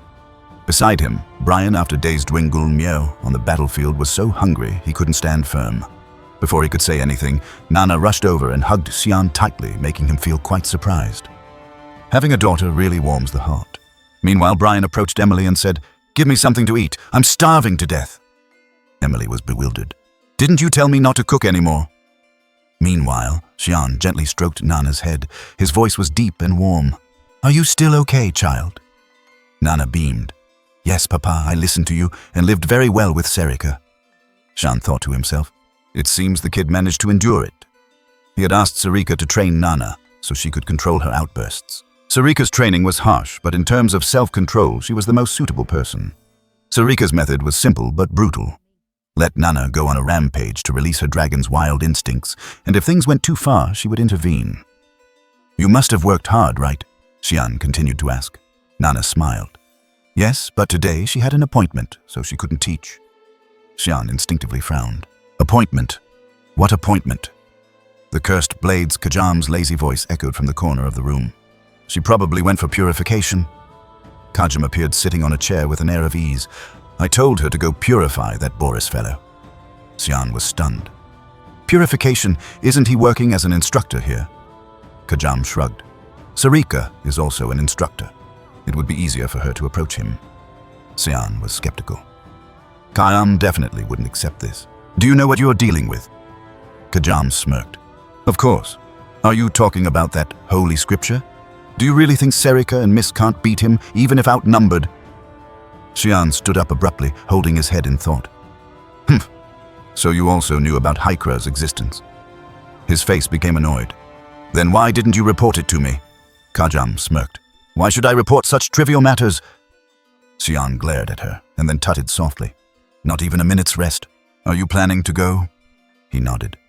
We have to go. The truly dangerous thing about Boris isn't just the holy scripture, but also his bloodline. If we're late, Sarika could lose her life. Xian turned to Brian. I have to go. Take care of Emily and Nana for me. Before he could finish, the sight before him left him stunned for 3 seconds. Brian was eating Emily's blackened cakes with relish. Xian asked doubtfully, What are you eating? Brian shrugged. I was too hungry, so I had to eat something temporarily. Can I go with you, sir? Poor Brian. I don't know what he went through to be able to eat those cakes so deliciously. Xian turned away quickly, refusing. No need. Just me and Kajam will be enough. This is the first time Xian has seen a normal person eat food cooked by Emily without dying. You've definitely gotten stronger, Brian. Behind him, Emily, seeing this, was overjoyed. He's eating with such appetite. Perhaps after nearly dying a few times, Brian has developed extreme poison resistance. So we'll just stay here and wait for the day, sir. Xian replied. No, take Nana and Emily to Brand Newell. That sentence was like a thunderclap. Nana panicked. We have to go, Papa. The little girl ran over crying, but Xian stroked her head comfortingly. Sorry, this place might be dangerous for you, kid. Nana worried. Are you sure you'll be okay going alone, sir? Xian smiled. It's okay. I'll come find you after I'm done. I'm counting on you, Brian. The cursed blade. Kajam, wanting to rest, had to set off again. Her expression clearly showed her boredom. "'Tis so troublesome." Returning to the battlefield, the situation was now extremely unfavorable for Sarika. Most of the missed assassins had been defeated, leaving only her with quite serious injuries. Damn it. The more I look, the more disgusting it is. In front of her was a crowd of soulless zombies slowly approaching. The bloody banquet was his doing too. Are these marionettes the same type as those from back then? No, they're much stronger than the ones at the bloody banquet. It must be. Boris smirked triumphantly. Are you tired already? All of them were just appetizers. All around him, the zombies exuded a thick, suffocating demonic aura. How can someone who possesses holy power control zombies? He smirked. I still have many things to play with you, Mr. Assassin. The main course and dessert are still waiting for you. Don't let this fun end so quickly, Instructor Sarika. Immediately after Boris's command, the zombies quickly rushed forward to attack their prey. Each attack was incredibly powerful and forceful, making Sarika struggle to dodge. They charged forward recklessly like beasts starved for days tireless. She quickly executed a counterattack. Illusory sword, raging mist storm. Hundreds of slashes were unleashed, neatly cutting down the horde of monsters. Next was a new technique. Illusory sword, 8 flower falling dance. Slashes from the air rained down on the enemy. Finally, the ultimate secret technique, wave of killing intent. A powerful attack blew away all surrounding enemies. However, before she could rest for even a second, dozens of Boris's attacks rained down from behind. He used the skill, Holy Power, Judgment Spears. Hundreds of sharp spears rained down, sweeping the battlefield without mercy. Sarika struggled to dodge this wide-area attack, her mind racing. He keeps spamming high-level magic like this. How am I supposed to breathe? And then there are these marionettes. A zombie approached from behind, preparing to grab her. It leapt up, wanting to self-destruct, but failed. However, with the overwhelming number of zombies now, dodging all of them was not a simple matter. Can they accurately read my movements? As soon as she got close, the symbol on its head immediately activated. Puppet control. Sarika panicked. Damn it, I can't dodge in time. Her eyes widened in terror, the light gradually enveloping her figure. An explosion of devastating power occurred in mid-air, looking incredibly spectacular. Sarika was blown away, but luckily she had minimized the damage somewhat. The amount of mana stored inside them is this large. They're not ordinary marionettes. Before she could land, 3 more zombies rushed forward to self-destruct. In such a dangerous situation, Sarika was completely helpless. How can I win a fight like this? The deafening explosions occurred again, but this time the force was 3 times stronger than before. Any normal person would not have escaped death. Sarika's body slowly fell to the ground, covered in wounds. From high above, Boris laughed gleefully, his voice filled with mockery. "Is that all you've got, Instructor Sarika? Well, then we should end it here." He unleashed his final finishing blow. Battle Scythe. Sarika tried to dodge, but her body was too heavily injured now. Her vision was so blurred she couldn't see clearly. A direct hit slammed into the ground, shattering earth and rocks, dust and smoke billowing everywhere. Chapter 63. Just when it seemed the battle had reached its end, no. At that spot, Sarika was still trying to withstand the powerful attack. Boris slowly descended to the ground, his voice feigning great regret. "Tisk, what a pity. I thought it was over." Opposite him, despite having endured numerous high-level spells and her body being battered, Sarika calmly spoke. "Now I understand." She lay sprawled on the ground, surrounded by slowly encroaching zombies, her voice weak but not panicked. She smirked. "Your puppets, they have the ability to trace an opponent's mana.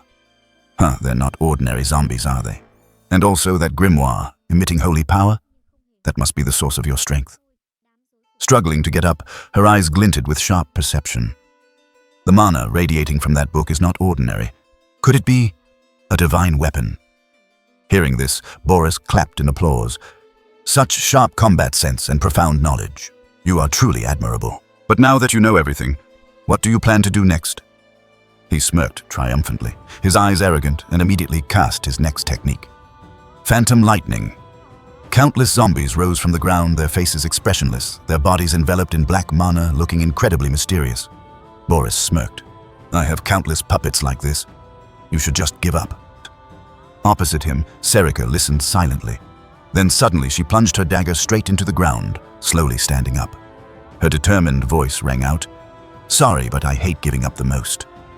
Sarika's eyes narrowed, her entire body erupting with deadly killing intent. Without hesitation, she activated her secret technique, Contracted Magic Beast Summoning. Immediately, an incredibly dangerous stream of power radiated out, making anyone standing nearby shiver. The ground trembled. A giant magic beast emerged from the earth. Its name was Mammon of Greed, a demon from the dark abyss born to dispense endless death. Boris froze for a few seconds, his eyes filled with disbelief and astonishment. That woman's mana has completely disappeared. What on earth just happened? The newly summoned beast roared angrily, signaling an impending massacre. The zombies, though mindless, still felt fear before such a terrifying opponent. Mammon swung its giant fist, sweeping away everything on the battlefield. A single punch shot straight forward, unstoppable. The entire horde of zombies was sent flying without mercy. However, a few puppets still clung to its arm, trying to climb up and overwhelm it with numbers. But Mammon was unfazed. In a flash, hundreds of sharp spikes shot out from its body, easily impaling the zombies. None had a chance to resist. Not only that, it also absorbed them to further increase its own strength. Witnessing the scene of his puppets gradually disappearing, Boris couldn't help but feel regretful. "You're really too much. The puppets I worked so hard to collect, and you turned them into a contracted magic beast. Your talent is truly admirable, but in the end, that's just a temporary solution. Now you're just an empty shell with no mana. So, what do you plan to do? You can't even use simple magic, and you want to beat me? What a pity." Boris continued to use the grimoire. "That was a fatal mistake of yours." Before he could finish, Sarika's figure vanished in a flash. She immediately closed in on Boris, a sharp smile appearing on her face, the dagger in her hand, ready to finish off her opponent. "You speak as if you're not at any risk yourself, Boris?" The mage was startled, unable to react in time, but even so, he quickly erected a magical defense, narrowly escaping death. His face was full of anxiety, countless thoughts racing through his mind. What just happened? I couldn't see her movements. Didn't she run out of mana? How could she move so fast? Opposite him, Sarika continued to unleash hundreds of slashes relentlessly at Boris's shield. Cracks began to appear. Her face lit up with excitement, her eyes wild in a sharp smile.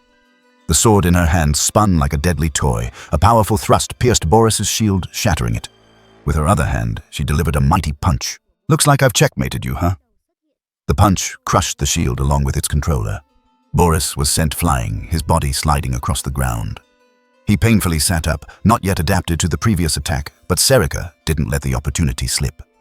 She quickly rushed over and grabbed Boris, who was still dazed. She dragged him along, not giving him a second to cast a spell. "Damn it! What is this situation?" Boris silently cursed. Serika slammed him to the ground, her sword raised ready to finish him. However, Boris was not one to be easily defeated. His hands immediately cast a spell without incantation. "Earth Mine." Seeing this, Serika gritted her teeth in anger. "Damn it, I was careless again." Boris immediately created an explosion, propelling himself into the air, escaping the perilous situation. Serika was also thrown backward. Without hesitation, Boris activated Holy Judgment Spear. Preparing to counterattack, Serika knew well that her lack of mana was a fatal weakness. If she let Boris prolong the battle, she would have no chance. She gathered all her strength and charged. Boris's attacks were all easily dodged by her, each movement perfect, like a true assassin. In a flash, Serika appeared right in front of Boris, a deadly smile on her face. She spun in the air, delivering a kick towards the still dazed mage. A mage facing an assassin is bound to get beaten. The perfect uppercut drew a flawless arc. Boris was kicked to the ground, causing a devastating explosion. Smoke and dust filled the air. When the smoke cleared, he staggered to his feet, dazed, but Serika was already high above, lunging down with overwhelming power. "This ends today, Boris." She intended to end the battle right there, but if it weren't for the protection of the Holy Scripture, this battle might have ended with Serika's victory. Damn it! Did the divine weapon protect him? Serika gritted her teeth in frustration. We have too little information about her. Initially, I thought she was just an ordinary follower of the Dark God. But look at this battle. Her skill level is at least on par with a Legion commander. If I fight her now, the probability of failure is extremely high. Retreating in this situation is the right choice. Opposite her, Serika suddenly narrowed her eyes, seemingly having realized something. "Your blood. It's black. Are you from the Dark Blood clan? I remember they were wiped out long ago. Why is there still someone like you left?" Boris slowly wiped the blood from the corner of his mouth, his voice full of mockery. "This is why I hate bloodshed." Boris just smirked. The puppets and the stone that appeared at the bloody banquet. The one who first created them was the Dark Blood clan. The statement stunned Serika, her eyes flashing with anger. "So that's it. You were the one who carried out the massacre that day." Boris glanced at her and casually replied, "Busted.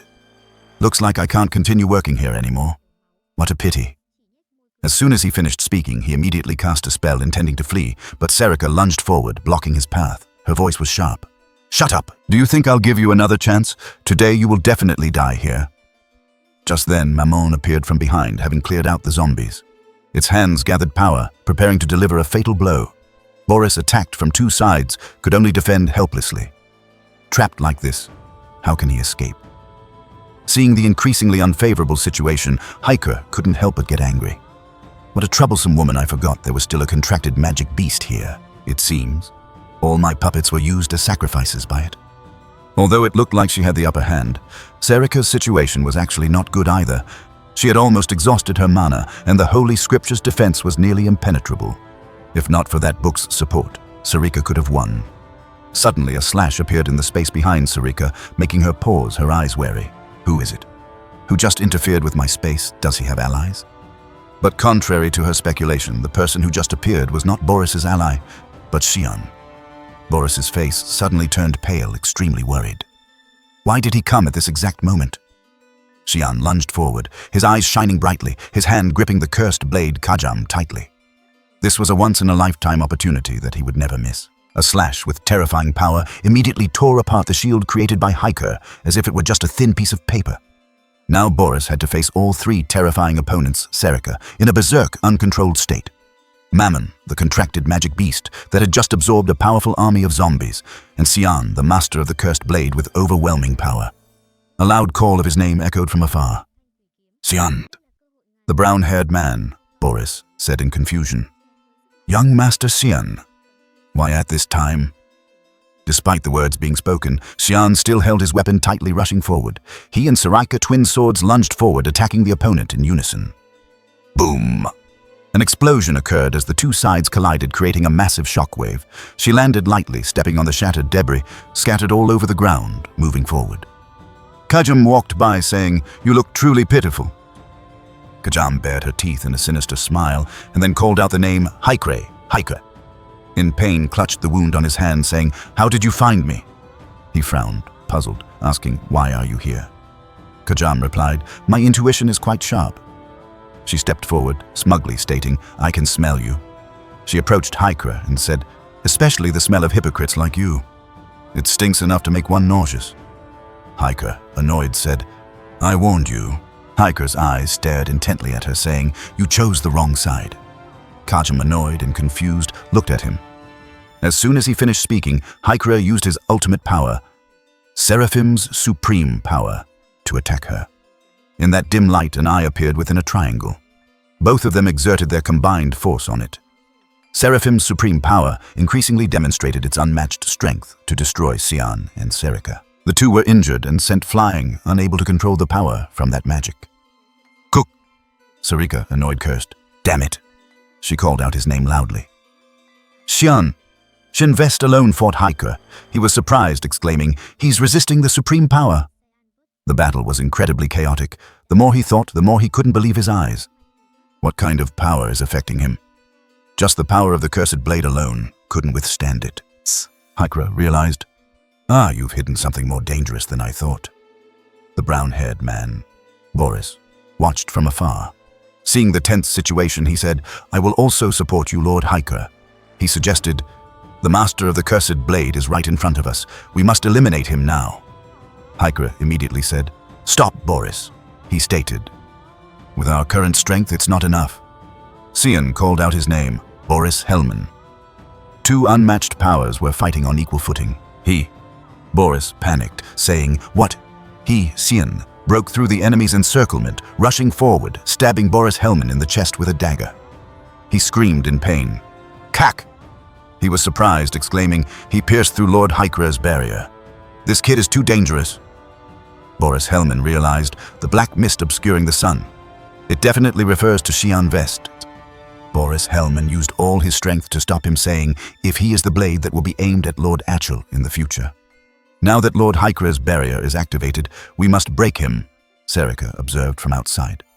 Seeing the unstable situation, she rushed in, saying, "A terrifying amount of mana. If this continues, Xian won't be able to withstand it." She took an attack stance, lunging forward, thinking to herself, "I have to find a way before Mammon is destroyed." He and Boris Hellman fought dramatically, neither side yielding. Xian Vest resorted to the illusory saw-deep root of the great tree magic to quickly end the battle, while he, Boris, used the Heo-Ha technique to push him back. Xian Vest used his iron-like footing to resist the opposing force from him. Serika, seeing the unfavorable situation, used her secret technique, Demonic Transformation 1, Body, to confront Boris Hellman. Xian Vest, in pain, called out, "Master." Suddenly, Xian Vest's pupils dilated. A strong beam of light was rapidly approaching the two of them. She exerted all her strength to stop it, and then an explosion occurred some distance from the two. From not far away, Serika's eyes, filled with killing intent, stared ahead, saying, "You destroyed my mist domain? Is this the power of a divine artifact?" She stated. He ran away. Purification failed. Xian Vest shielded Serika. "Why did you stop me?" she said resentfully. "Is that what you say to your savior?" He looked at her and said, "I was the one who saved you." Serika shouted, "What?" She thought angrily. "Where did you learn that attitude?" He ignored her attitude and looked at the weapon in his hand, asking, "Are you okay, Kajam?" She replied, "I'll probably have to sleep for a while." Xian Vest remembered that battle and stated, "I fully felt the pain then, but at least I could endure it." He seriously proposed, "It's time for a decisive battle." Serika said helplessly, "Hey, are you even ignoring my words now?" Xian Vest added, "It seems that's the only way." Scene changed to the commercial city near Brand Newell. Alice was jostling through the crowd searching for something. She spotted Principal Kundal in the distance. "I can't believe it." She stared intently at him, thinking, "You really came?" The two saw each other and went to a tea shop to talk. Principal Kundal said, "It's been a long time since I left the academy." Alice sat opposite him, speaking, "Actually, even I'm surprised." Her eyes widened as she continued, You rarely leave the academy. He slowly picked up his teacup. It's thanks to the letter you sent. The situation seems serious. She frowned, worried, asking, Is it because I left the Knights of Light?